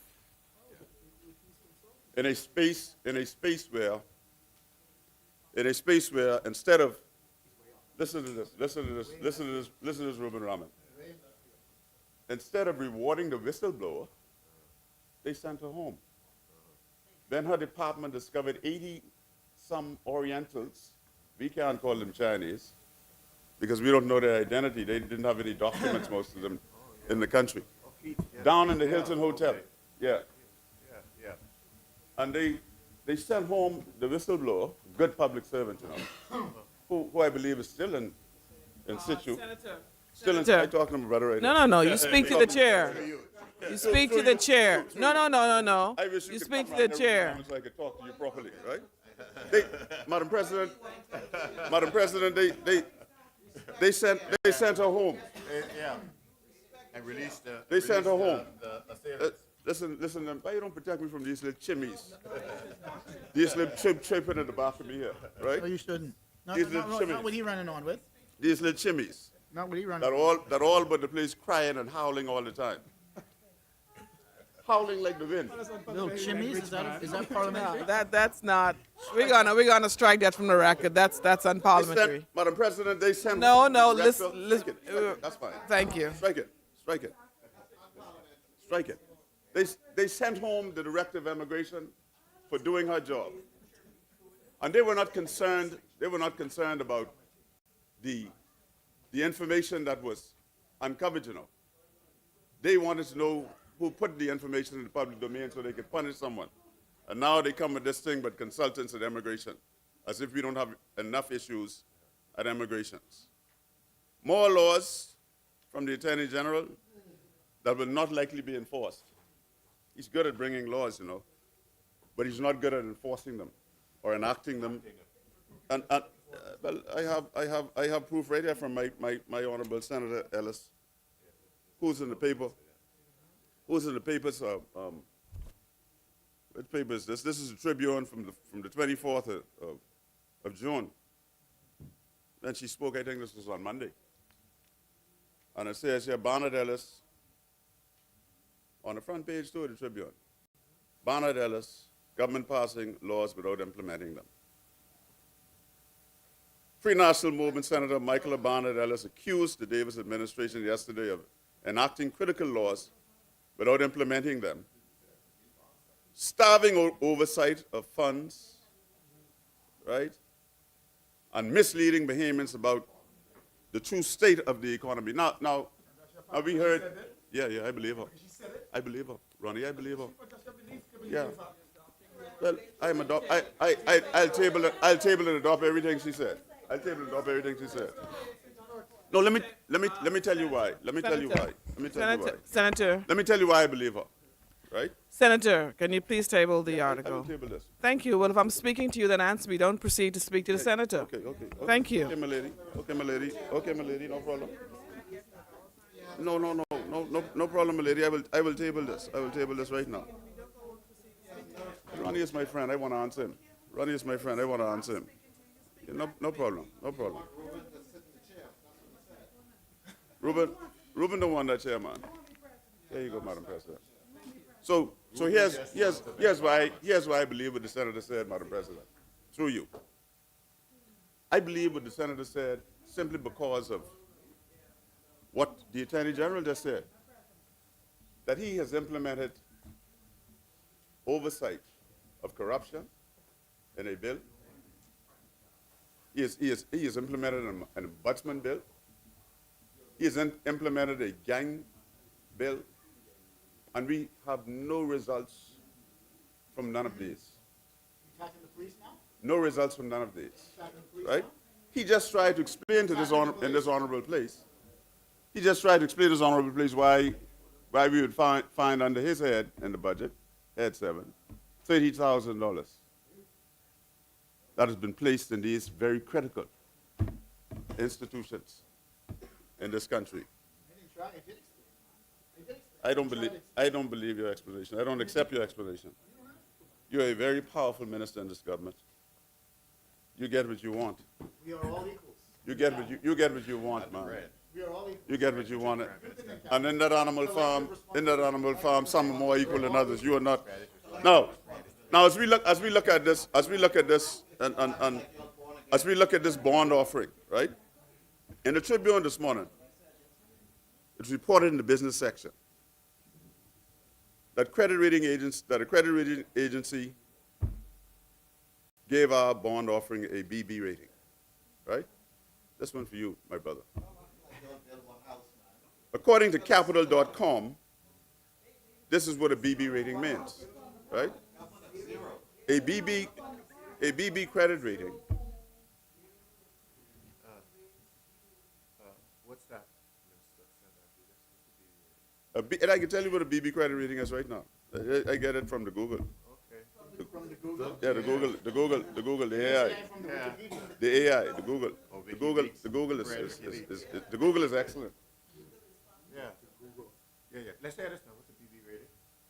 But the paper says that it says that a BB credit rating refers to a rating assigned by Standard & Poor's and Fitch credit agencies to indicate the credit worthiness of a bond issuer, such as a corporation or a government, and the likelihood of default on its bonds. BB-rated bonds are non-investment grade, which suggests a relatively high credit risk. It signifies that the borrower's ability to meet its financial obligations is considered to be speculative or junk. Who introduced the country to junk status? BB is equivalent to Moody's Ba2 rating, right? And then it shows you, it gives you the website where I got this information from. A significant proportion of the bonds we are rolling over had interest rates of between 6% and 8%. One business analyst we discussed indicated that as a result, the bond refinancing, the interest cost of this portion of the debt will increase by 6% overall. We would welcome the government, and I know I can get a good answer from my friend, very gentleman, right? My friend, that's my friend, my fishing partner, fishing aficionado. We would welcome the government to provide an analysis of the before and after cost of the debt that was rolled over in simple language, advise Bahamian people whether or not, in aggregate, the $767 million in debt will cost more or less than before. A simple question, and it only requires a simple answer. Finally, the government is getting $300 million in net new debt. By law, that money must be deposited into the consolidated fund before it can be advanced to any other entity or fund. And aside from statutory expenditure, no monies can be advanced from the consolidated fund unless it has been specifically appropriated by Parliament. We all agree that this $300 million was approved to be borrowed by Parliament during the midterm, but that is not the question here. The question is, where does it show up in the budget as an appropriation from Parliament to be spent? Now, we saw something like this before with BPL. When they came after the fact, and approved, I think it was $200 million. No, I would table the proper business portion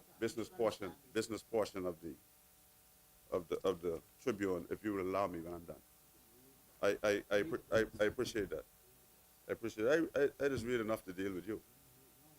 I just read enough to deal with you. I just read enough to deal with you. We will repeal, Madam President, we will repeal and replace this National Investment Fund that we hear about with no money in it, and talking about they can pull money from here and pull money from there. When we become the government, we will repeal and replace that with a sovereign wealth fund that is best in class, that the Bahamian people deserves and should have. And should have.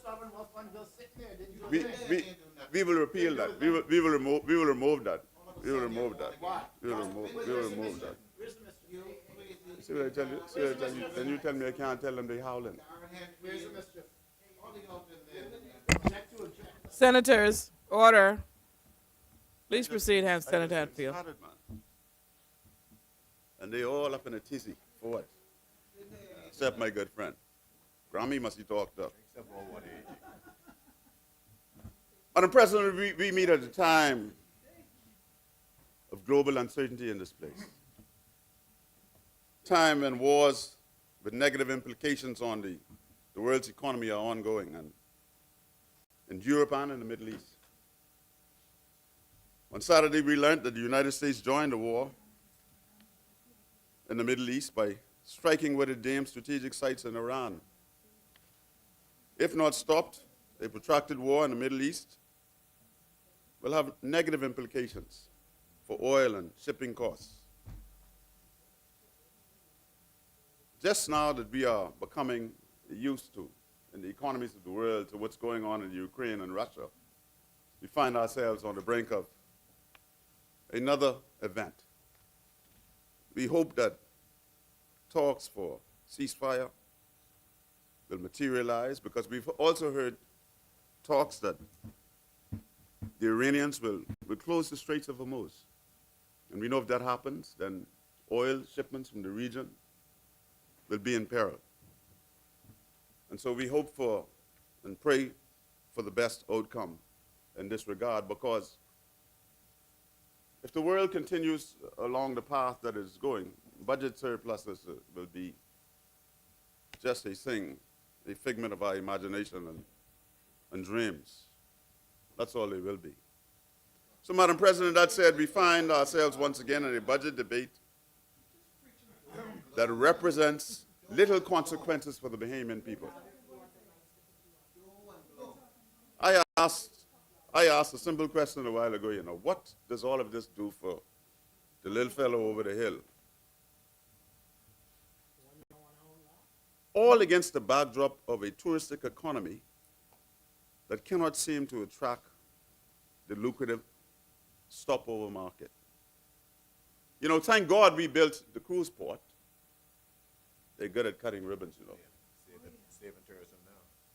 Cruise port that we build, and they brag about the millions, but will not say to save their lives that we did something right. It's continuous when you're all cutting ribbon. It's continuous when you're all cutting ribbon, but otherwise it's buckets from the commission. Buckets from the commission. Otherwise, it's look what the PLP has done. Otherwise. Thank God, Madam President, we built a cruise port where they're bragging at 10 and 12 and so many millions coming through there. But I asked them, what have they done to improve this economy or tourism? I asked them, Madam President. I asked them. This is from an administration while it's in opposition, frequently talked about transformational government and governance and the inclusion of the little man. You acquitted yourself well for your area of responsibility. You did very well. You did very well. Unlike some fellows who ain't saying nothing but the goal in your program. Nothing but the goal in your. Okay, look in here. That's good vice president we got. Madam President, people like Harvard Roll and Grand Key, Annabelle Cross and Gavin Roberts and Green Turtle Key. Senators, you have a senator on the floor. Yeah, you all started. Senators, You all started. order. People like Harvard Roll and Grand Key, Getting your nomination tomorrow? Annabelle Cross and Gavin Roberts and Green Turtle Key, Pleasant Davis and Murphytown, Donna Ferguson and Central Pines, Stanley White and Sandy Point, and Thomas Heel and Moores Island. They won't feel much from this budget, They won't feel much from this budget. Because they are real Bahamians with real challenges, with real problems, Madam President. Yet the Prime Minister, Minister of Finance, when moving this debate in the other place on the 28th of May, in his presentation entitled Expanding Opportunities Island, but they're very good. Madam President, they're very good with these. Yeah. With these slogans. That's all they are. That's all they are, slogans. This is what the Prime Minister said, boldly proclaimed. This is what he boldly proclaimed. I quote, "Our agenda is focused on security, opportunity, affordability, and reform." Now, Madam President, that's a slight variation from what was promised at page 8 in the 2023 speech from the throne, in which it was declared, in this next phase, you know, we had 2 openings of Parliament in this one cycle, right? In this next phase, the administration, my government will continue to intensify its focus on strengthening personal security, economic security, and national security. I ask Bahamians if they feel more secure in any area of their lives. That's the question I put to Bahamians, and that's the question that Bahamians will answer. Then the bell rings, and row they come. That's why I keep telling people, you know, governments ought to run on their records. You won on our bad record the last time. Run on your good record this time. But you have no record to run on. So you come to this place with tricks and ponies, with little booklets in your hand. Just congratulate them for this. You just congratulate them for that, though. A few weeks ago in the House, he said, the Prime Minister, in fact, we have racked up a lot of firsts. He went on to list them as follows. I love the first one. I love the first one. The first National Youth Guard. I wanted to take exception to that because Sir Lyndon created what we knew as the Cadet Corps. So you always stop the clock when I can't compete with them. I can't compete with them. Yeah. This is a good one. I love this one. I love this because I believe if Sir Lyndon had acted with more conviction when he wanted to do this before the end, we would have a better country now. And so I believe this. And I love this. First, to put free Wi-Fi in parks nationwide. I called some places and they tell me they ain't got none. So it's not nationwide. You went to a park? Which places? Name them. In San Salvador, they had some on one park and they didn't have some on another park. Right? In Mayguana, it was a similar kind of outcome. In Grand Key, they said that, I don't want to lie, I think they said they didn't have it. The first to conduct nationwide learning assessment in all schools, that was good. And this is the one that gets me right here now. No, but that's a good thing. But you know, you built on that. The first to launch the Golden Yolk program.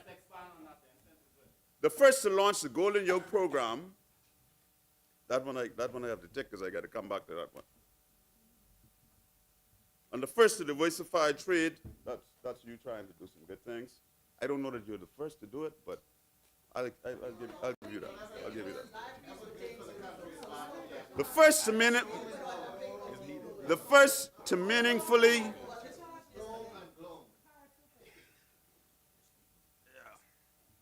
I don't know, man. I just can't compete with that. No. I just can't compete with that. Yeah, I can't compete with this. I can't compete with this. No, I don't do that as much. That's the same thing you do when people are speaking. You need to stop it.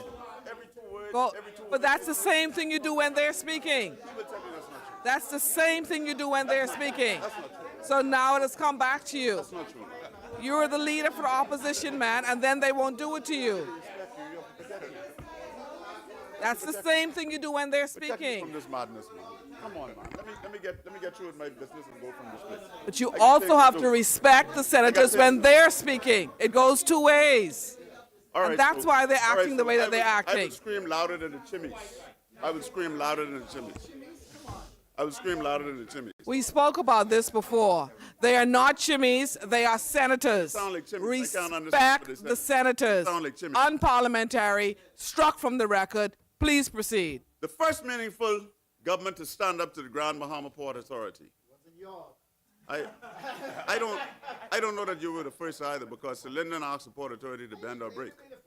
I said it wasn't y'all. Sir Lyndon asked the Port Authority to bend or break. The first to legislate intellectual property rights for our artists and creatives.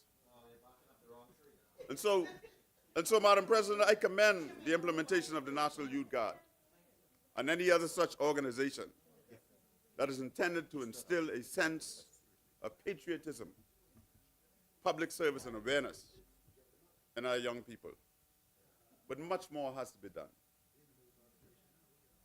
We on this side are very concerned about the youth unemployment, reportedly pegged at 20%. And yet there's no real solution offered to tackle this ongoing challenge. We have to find a way to include churches and organizations that focus on young people all over the country if we are going to arrest this issue of waywardness we see in our young people. Our failure as a nation to enhance the Cadet Corps, which was started under Sir Lyndon's administration, sometimes in the 70s, haunts us to this date. Russell, you know what they're talking about. So, Madam President, I was somewhat surprised to hear the Prime Minister mention the Golden Yoke program, which has in fact become a golden joke.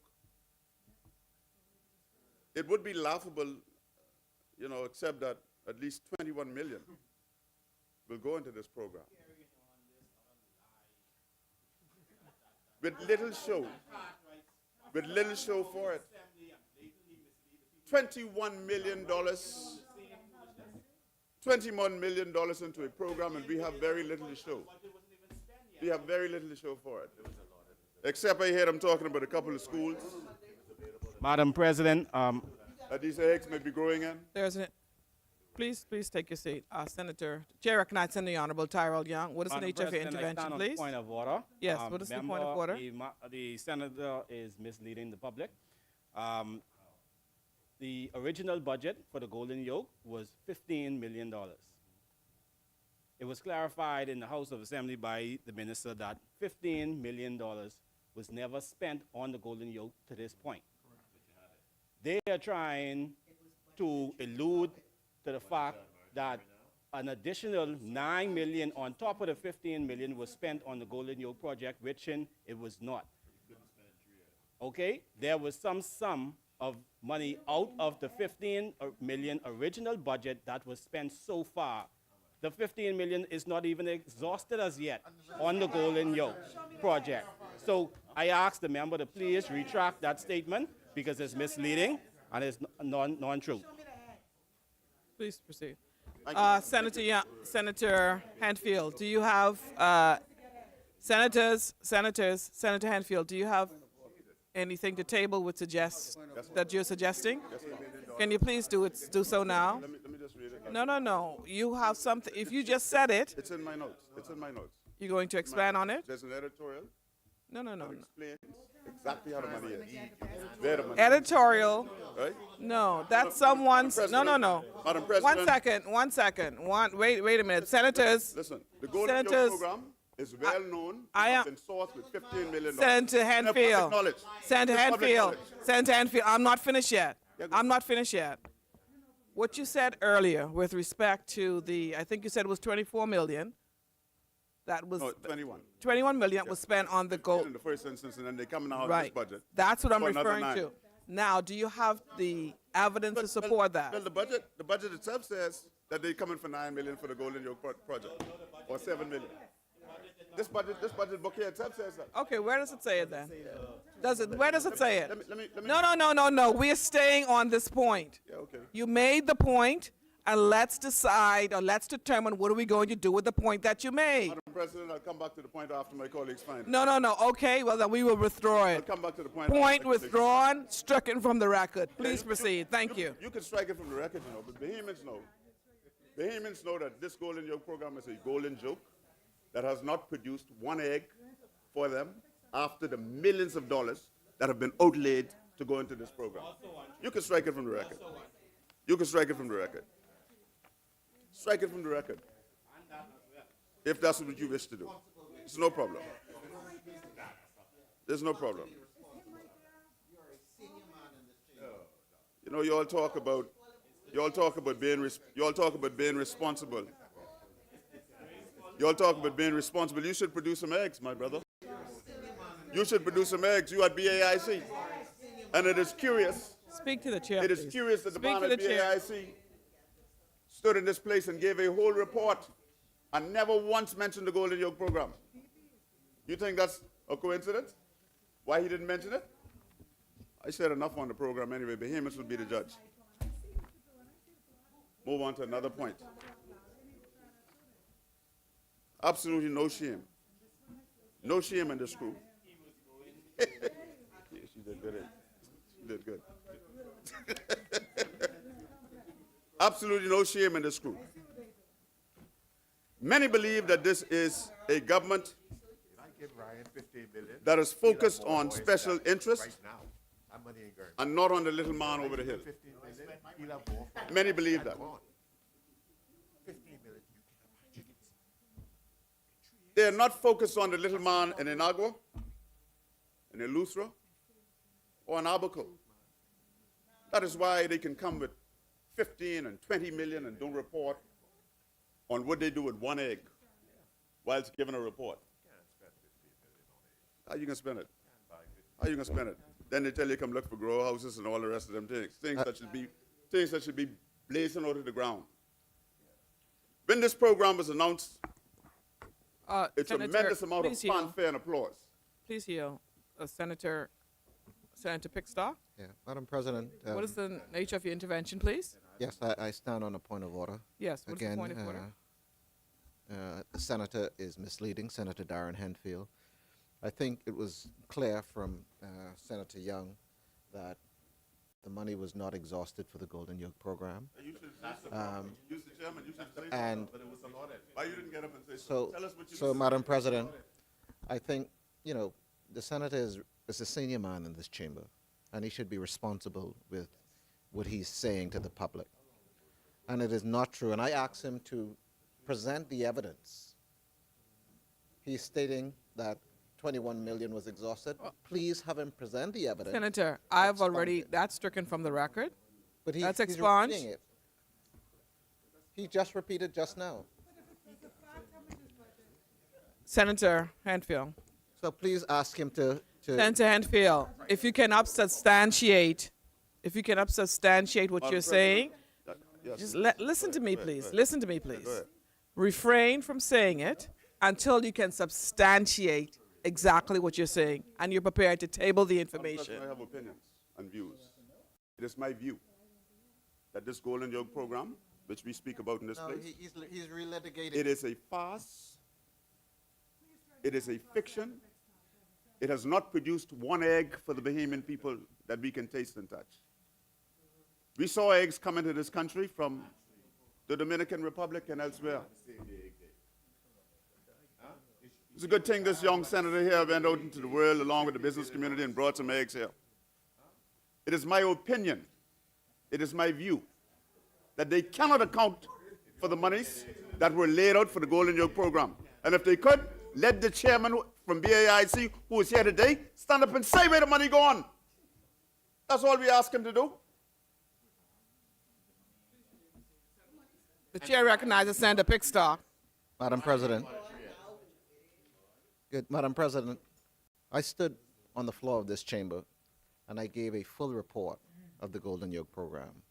And in my report, speaking on the Golden Yolk program, I made it very clear that if you drive out to Gladstone Road, And speak up. where the Golden Yolk program is being built now, you would see that the program is being built. Blocks are in the ground, steel is in the ground, it's coming out of the ground. This is not a farce. This is real. Not only that, the senator said that the program has not produced any egg. That is completely untrue. That is completely untrue. There are many programs going on throughout the Bahamas that comes under the Golden Yolk program. So there's the National Layer Program that is happening right now throughout the length and breadth of the Bahamas, where we are giving existing farmers laying chicks, and they are producing eggs, Madam President, right? He's focused on this Golden Yolk program, but he's not realizing that the Golden Yolk program is a large program. It's a transformational program where we are incorporating existing farmers who are currently producing eggs. So that is untrue, right? Thank you, Senator Pickstock, for your explanation. Senator Hanfield, can you please proceed? I don't believe him. You know why I don't believe him? If that was the case, they like pumping pageantry and cameras and lights. Exactly. He'd have been all over this place with the camera. He'd have been all over this place with the camera, pointing to show you where them golden yolk is. Eggs for breakfast, omelets, and syrup at the event. He'd been all over. He'd have been all over the place. It is my view that they have mismanaged the funds, and they have not produced as they promised the Bahamian people that they would, Madam President. That is my view. That is my view. I've come to that conclusion. Madam President, you just tell him disprove it. All you got to do is take me to the place where he say popping out the ground. Carry the cameras there. Let them carry them again. They don't believe you. Carry them again. Madam President, no one in this country or anywhere else for that matter takes this administration seriously when they talk tough about fighting crime and corruption. Why should they? Remember when the Prime Minister got up in the House of Assembly and promised that to take definitive action against those who have betrayed the trust of the Bahamian people? This was following the revelation that several Bahamian law enforcement officers had been named in federal indictment filed in the District Court of the Southern District of New York on claims of drug smuggling, among other things. This administration is big on talk, but weak on action. At the time of the indictment, the Prime Minister said this, this revelation strikes to the core of who we are as a nation. He went on to say we will engage our U.S. partners and assist fully in this investigation. The defendants will have their day in court, where the guilt or innocence of each will be established. But we cannot wait, we will not wait for the outcome of the court proceedings in the United States. We are going to use every resource, consider every option, so the Bahamians can trust those, Madam President, who take an oath to protect them. Powerful words as recorded in the Tribune, 28th of November, 2024. But we haven't heard from the Prime Minister since on the actions of his administration. So if I missed it, somebody could get up and say, any people willing to help me today?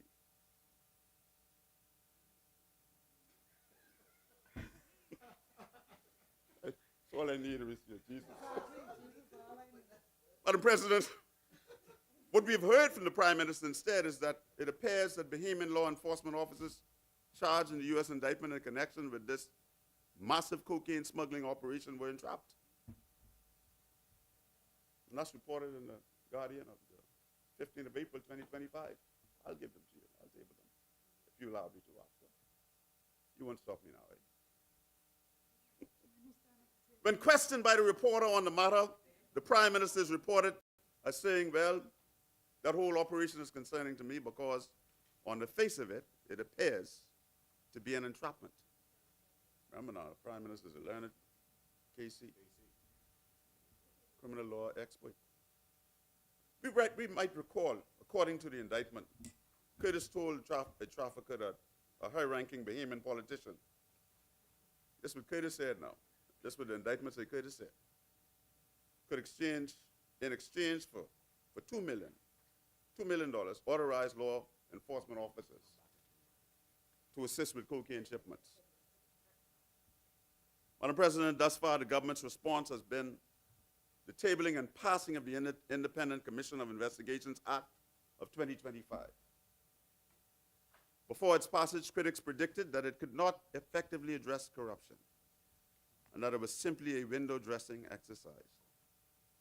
In this year's budget, as we've heard before, under Head 7, the Office of the Attorney General and Ministry of Legal Affairs, the Commission has been given a measly sum of $30,000. He's explaining that we could find them under some other universal heads for financing for public servants and all that kind of thing. But they expect us to believe that they are serious about crime and corruption. Any serious government would move post-haste to prioritize national security in this tourism-dependent economy. And in the interest of Bahamians all across this archipelago, we must do more. We've grown so numb to reports of killings that it is no longer surprising when we hear the news of yet another murder in this country. Criminals have become emboldened in this town, and they make no exceptions as to who their victims are. Even police officers are falling prey to their vicious and deadly attacks. No less a person than the Deputy Commissioner of Police was recently robbed at gunpoint by these criminals. I repeat, a question put to the government by the leader of the opposition in that other place whilst addressing this budget, Madam President. He asked what kind of leadership can look at what's happening in our streets, in our schools, in our homes, and decide it does not warrant serious attention. What kind of leadership?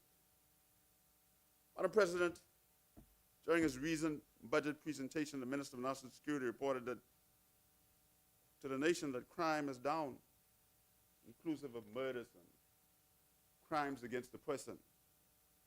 That's what the minister reported. Well, I asked the minister, as most Bahamians do, Minister, do you think Bahamians feel safer because you say in the House of Assembly that crime is down? Do you think Bahamians feel safer when they go to the ATMs? When mothers come home at night in this country on your watch? Do you think they feel safer? Unabated crime impedes our economy, Madam President. It impedes our way of life, the future of our children. I don't care which side you're on, you have to agree with that. Yes, we need more social programs aimed at arresting our young people from a life of crime and gang involvement. But in the meantime, we must take steps, meaningful steps, to push back the darkness, the elements that so seek to consume us. This is why we continue to call for a National Crime Commission, bipartisan, that is independent and guided by local and international experts to deliver tangible solutions to the challenges we face in this regard. If it takes, whatever it takes to keep Bahamians safe is what we should do. Whatever it takes to keep Bahamians safe is what we should do, within the confines of the law. Whatever it takes. We must find a way to keep Bahamians safe in this country. Too many slain in the streets. Killings daily, as if we're in the wild, wild west. Madam President, there are good men and women in our security forces, true nationalists, who cannot be paid for the work they do, the many sacrifices that they make daily to keep our families safe. They can't be paid for it. Cannot. As such, we are concerned when they tell us about what they see as unfair treatment among the rank and file of their organizations. They tell us all the time there's simply no room for it. People being promoted without merit while they slave in the trenches. They tell us every day. Every day. Such behavior is detrimental to the good order and morale of our security services. Madam President, already this year, we have witnessed enough fires to compel us to consider a comprehensive fire strategy. We've witnessed enough of them. We need a fire strategy intended to mitigate these out-of-control wildfires that we've seen burning all across our country. It is no secret that a Pintard-led administration will move immediately to establish a standalone, fully resourced fire services department or branch, which will be mandated to, among other things, enhance where necessary and develop where needed volunteer fire brigades throughout this country, the length and breadth of the Bahamas. The head of the newly established department will report directly to the minister responsible for fire services, not to the Commissioner of Police, as is currently the case. Our rationale is simple. A standalone fire department with its own chief will allow much more dedicated and undivided focus and attention to fighting fires. Additionally, we will free up trained police officers to focus solely on policing and the things associated therewith, and by so doing remove the burden of fighting fires from an already overtaxed police establishment. We will do that, Madam President. We will do that. Yeah, we have too many fires, Randy. You lost some good spaces on Bay Street because of it. You have too many fires. And the police don't need to be burdened with fighting fires. A young man or woman may want to join the police force or be a firefighter. And they can do so without having to go through a police training. They can be trained solely as a firefighter. That's all we seek to do. That's all we seek to do. Madam President, you wouldn't understand what I'm saying anyhow. You wouldn't understand what I'm saying. I can't say what I want to say in here, you know. Sometimes I'm constrained. I'm constrained. Yeah, they call me unparliamentary. I'm constrained sometimes. I advise you leave me alone. Madam President, what we propose is reasonable and much needed. When Sir Lyndon determined to create the Royal Bahamas Defense Force, he incorporated personnel and equipment from the Marine Division of the Royal Bahamas Police Force and built upon that foundation to develop an organization which is now considered the best little navy in this region. We are certain that numerous young Bahamians might be interested in becoming firefighters without having to undergo police training to do it.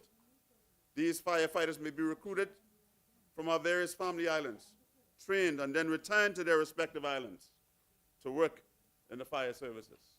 Brother Russell, young fellas and young women from Grand Bahama will come to a place, if we don't put a fire training station down in Grand Bahama, train them, and then send them back home so that they can be in situ, they can live home and fight fires as necessary in their own islands.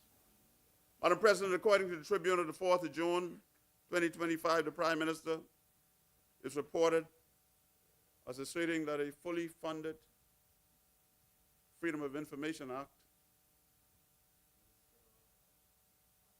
which will fight corruption in our country, we believe, is not his priority. It's not the priority of his administration at the moment. I guess that explains why just $30,000 was allotted to the Independent Commission of Investigation, the Office of the Ombudsman, $30,000, and the Freedom of Information Office, which gets the usual $40,000. Can't fight corruption with that, Randy. Can't fight corruption with that. This administration is not serious about corruption, accountability, or transparency. Bahamians were hoodwinked into thinking that the PLP meant it when they promised a new day. Hell. Randy, even I hoped that the PLP had turned over a new leaf and was prepared to walk away from the old ways and truly give Bahamians a new day. I hope that genuinely for our sake, as Bahamians. Genuinely, but not so. Not so. Madam President, the government's refusal to support institutions it created to improve transparency and accountability and to fight corruption begs the question, What are they hiding? What you don't want us to know? You know that they have awarded more than $400 million in direct award single source contracts, and that they spent more than $1.5 million on a single trip. But what we don't know, I don't know. I mean, what else don't we know? You know, one single trip to Azerbaijan. You know, and we say this all the time on the side, Madam President. We don't have an issue with the government traveling. God knows governments need to travel. But how do you spend $1.5+ million on one single trip in a conscientious way? How do you do that? How do you do that? We also know that they have loaned in public funds $10 million to a company known as Carmichael Village Development Company Limited, which was formed in 2022 and is currently, as reported to us, not in good standing. $10 million, not in good standing. How do you put $10 million into a company that is not in good standing? $10 million of taxpayers' money. And don't say nothing about it to nobody. No press, much as they like press release and things. Nothing was said with that. Nothing was said with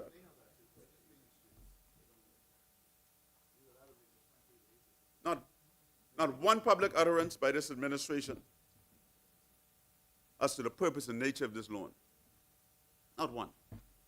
No announcement by the Minister of Finance or the Minister of Housing. Madam President, the PLP promised us accountability, transparency in its blueprint to change, and then doubled down on the promise in the speech from the throne. They have not kept their word, you know. But still they have the unmitigated gall to come to the Bahamian people and ask for yet another term. I hear some hollering and hear two straight. This administration cannot be trusted to keep its words, Madam President. As such, it is not worthy of another term. Why would we put public funds into what appears to be a shell company and not say anything about it? Why would we do that? And then ask Bahamians to trust you to come again.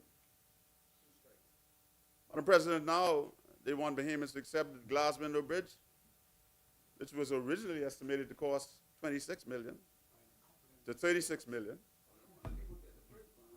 in 2020 by the last administration. You don't want Luther to have their bridge yet. Now costs $86 million. You want Luther to have their bridge yet. Luther will know. Luther knows. Madam President, here's what I'm saying. The bridge was estimated in 2020 to cost between 25 and 36 million. Underestimated. But it wasn't even a full estimate. In 2020. It was a sham estimate. And so now the bridge will cost taxpayers, if they have their way, $86 million. $86 million. That's $50 million more after previously stating that last year it would cost $60 million. They don't support you, Luther. They don't support you. Oh, we love you, Lutheran. They don't support We love pineapples and Lutheran. We love you, They Lutheran. don't support you. You know, I hear the explanations that seek to account for the elevated cost of this bridge, but this must be just not another bad dream. Almost $90 million on a bridge. We built the bridge in Abaco, you know, which replaced the one that Dorian took away after the PLP rushed there and built it before 2017. You know, because you know what that bridge costs that connect Little Abaco and Great Abaco? It's not even similar. $5.6 million. It's not even similar. It's among the very best bridges built by them Long Island boys, you know. They could build bridges. Among the best bridges built in the country.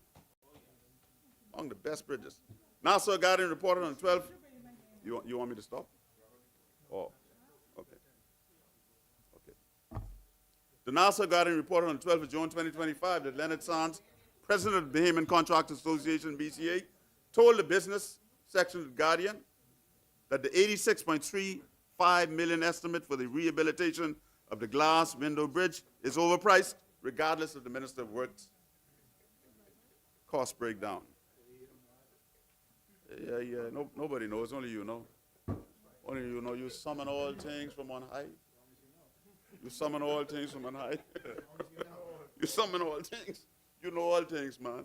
He said they're saying now the man who in charge of the Contractors Association don't know nothing but no cost and no bridge.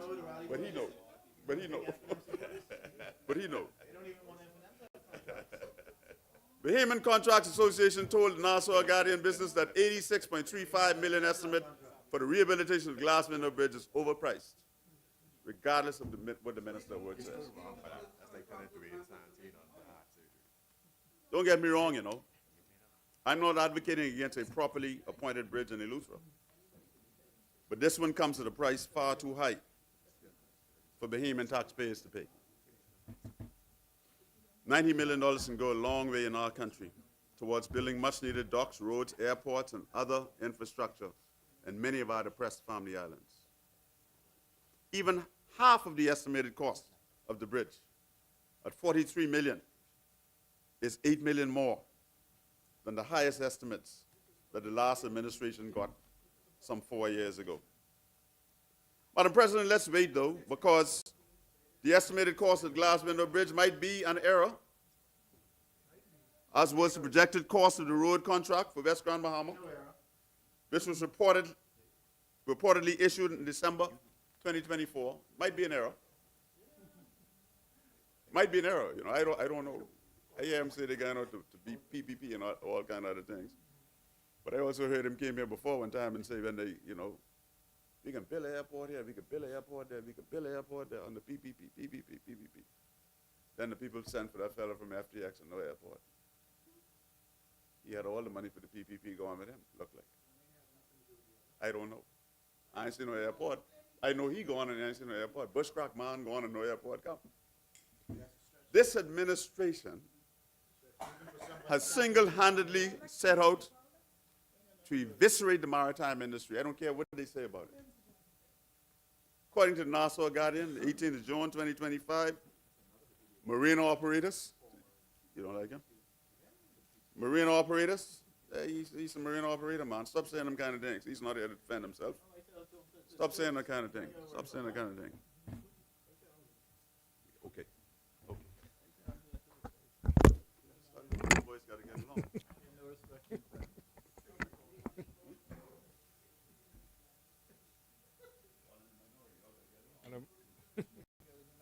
Madam President. Right, Madam President, I move that the business of the Senate do sit beyond the 1 p.m. hour. Is there a second? Is there?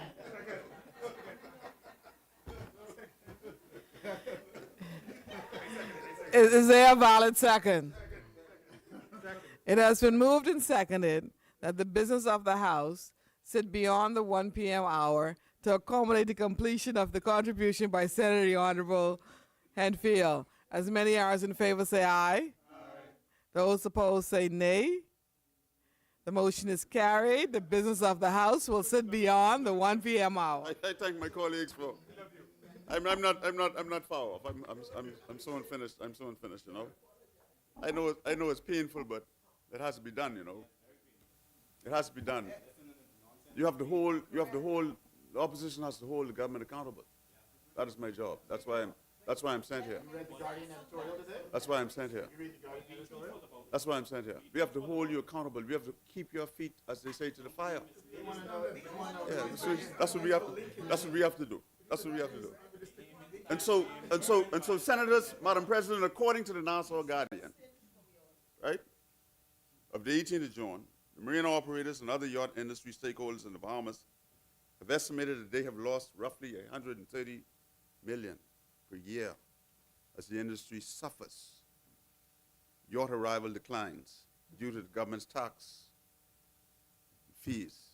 President of the Bahamas Mariners Association, Peter Murray, said during a town hall meeting Monday night, you all should have sent someone if you didn't believe what he was saying.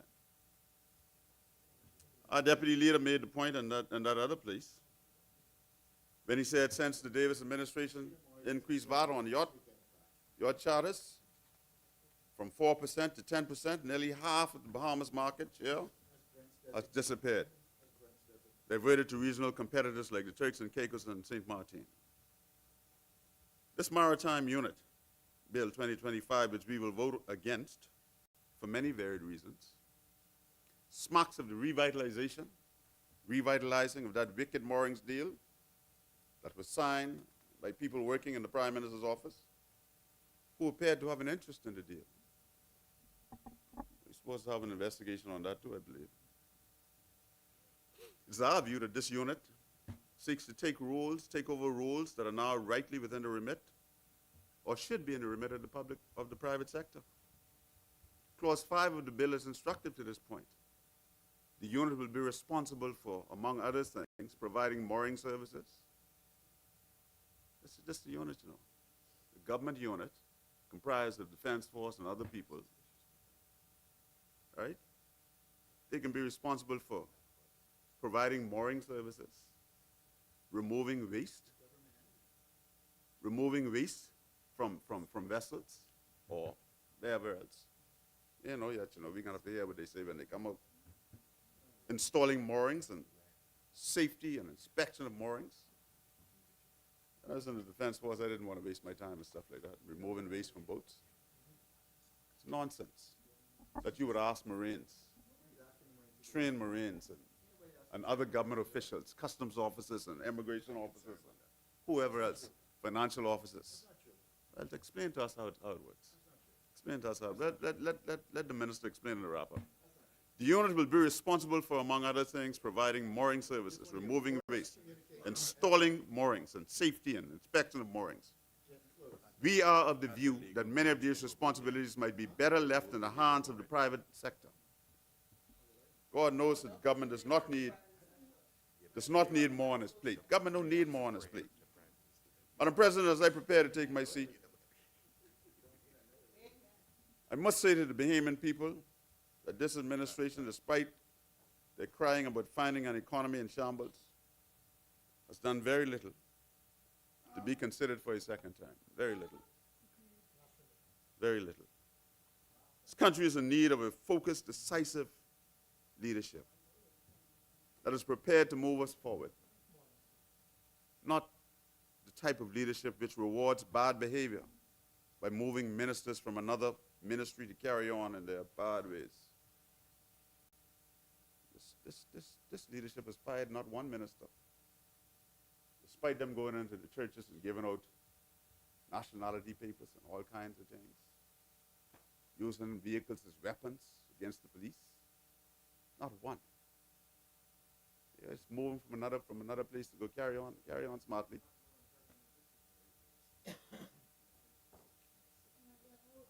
Madam President, many of the challenges we face are because we don't have the capacity to effectively confront and fix them. Because we lack, it's not because we don't have the capacity to confront and fix them, you know. I believe we lack the courage to make the tough decisions. A Pintard-led administration will not move a problematic minister from one ministry to another one. He will send them home in the interest of the Bahamian people. We will fire them. Our administration will not prioritize special interests, but rather the interests of the Bahamian people, the forefront of every decision we make. That's what we will do. F&M was born on the special interest. We will always put Bahamians first. Born on the special interest. And you all take over. You all take over. You all take over. You all take over. You all take over. UBP forever. Madam President, Bahamians across this country are yearning for a government that will govern under acceptable governance standards.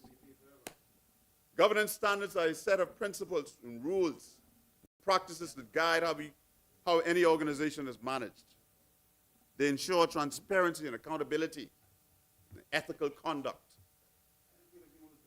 We cannot destroy morale in the public service by bringing back retirees, permanent secretaries, and consultants, and putting them over hard-working, career public servants, and then turn around and threaten them in the public service for underperforming. You strip them of their morale. You strip them of their dignity. Bring back all these retirees and put over them. And now you're complaining that they're not working. Did you not bring back a horde of retirees and consultants and pay them millions to do what you said public servants would not do or could not do? And tell us why you would increase public service salaries nationwide if they are not working and performing as you desire them to. Why will you do it? So you speak with two tongues. You speak with two tongues. You say they ain't working, but you're increasing their pay.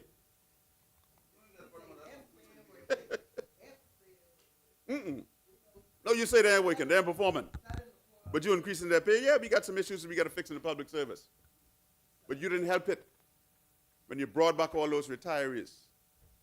And I looked at this budget, and it seems you are continuing to pay $1,000 a month for housing for last time the explanation was permanent secretaries. It seems that is continuing. And I can't understand that. The person 70, 60, 65 and plus, be going to pay for their housing? And they've been in the government all their lives, so their pensions are 80% almost of their pay. Why would we do that? Why would we do that and not promote these young people that we have in the public service who are qualified to hold these positions? To hold these positions. Why wouldn't we do that? Madam President, you can't have your cake and eat it too. You can't have your cake and eat it too. You destroyed the career path in the public service. You confused the system, and now you have to live with it. You confuse the system. Then consultants would walk into an undersecretary's office or a deputy PS's office or a FAS office and tell them, I'm Joe Blow, come from the streets. I come to tell you what to do. What kind of madness is this? It's madness. Public servants are vexed. And when they get angry, they vote first, you know. They come in an advance poll. You will see them. Oh, don't let's talk about that, man. Don't let's talk about no industrial agreement. We see what you do to Obi. The public service has issues, but they won't be solved by hollow threats.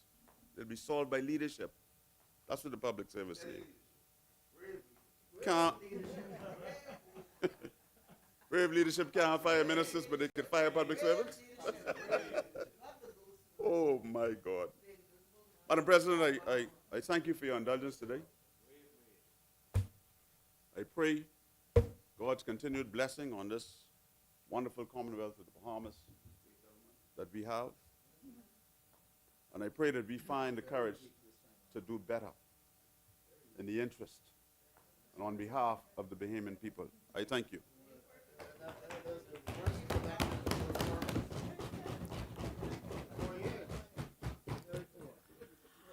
Thank you, Senator Handfield, for your contribution. As many. Madam President, as we move to the Senators, please proceed, Senator Alkitis. Yes, thank you, Madam President. Madam President, as we move towards the conclusion of debate, I would propose that we take a 1 hour break for lunch, come back at 2 p.m., at which time I will do a brief wrap-up wherein I address some of the issues that were raised in the budget, and then we would move on to the committee stage. And so, Madam President, I move that the business of the Senate do suspend until 2 p.m. this afternoon. Is there a second? It has been moved and seconded that the business of the Senate stands suspended until 2 p.m. this afternoon. As many are in favor, say aye. Aye. Those opposed say nay. The ayes have it. The motion is carried. The business of the Senate stands suspended until 2 p.m. this afternoon.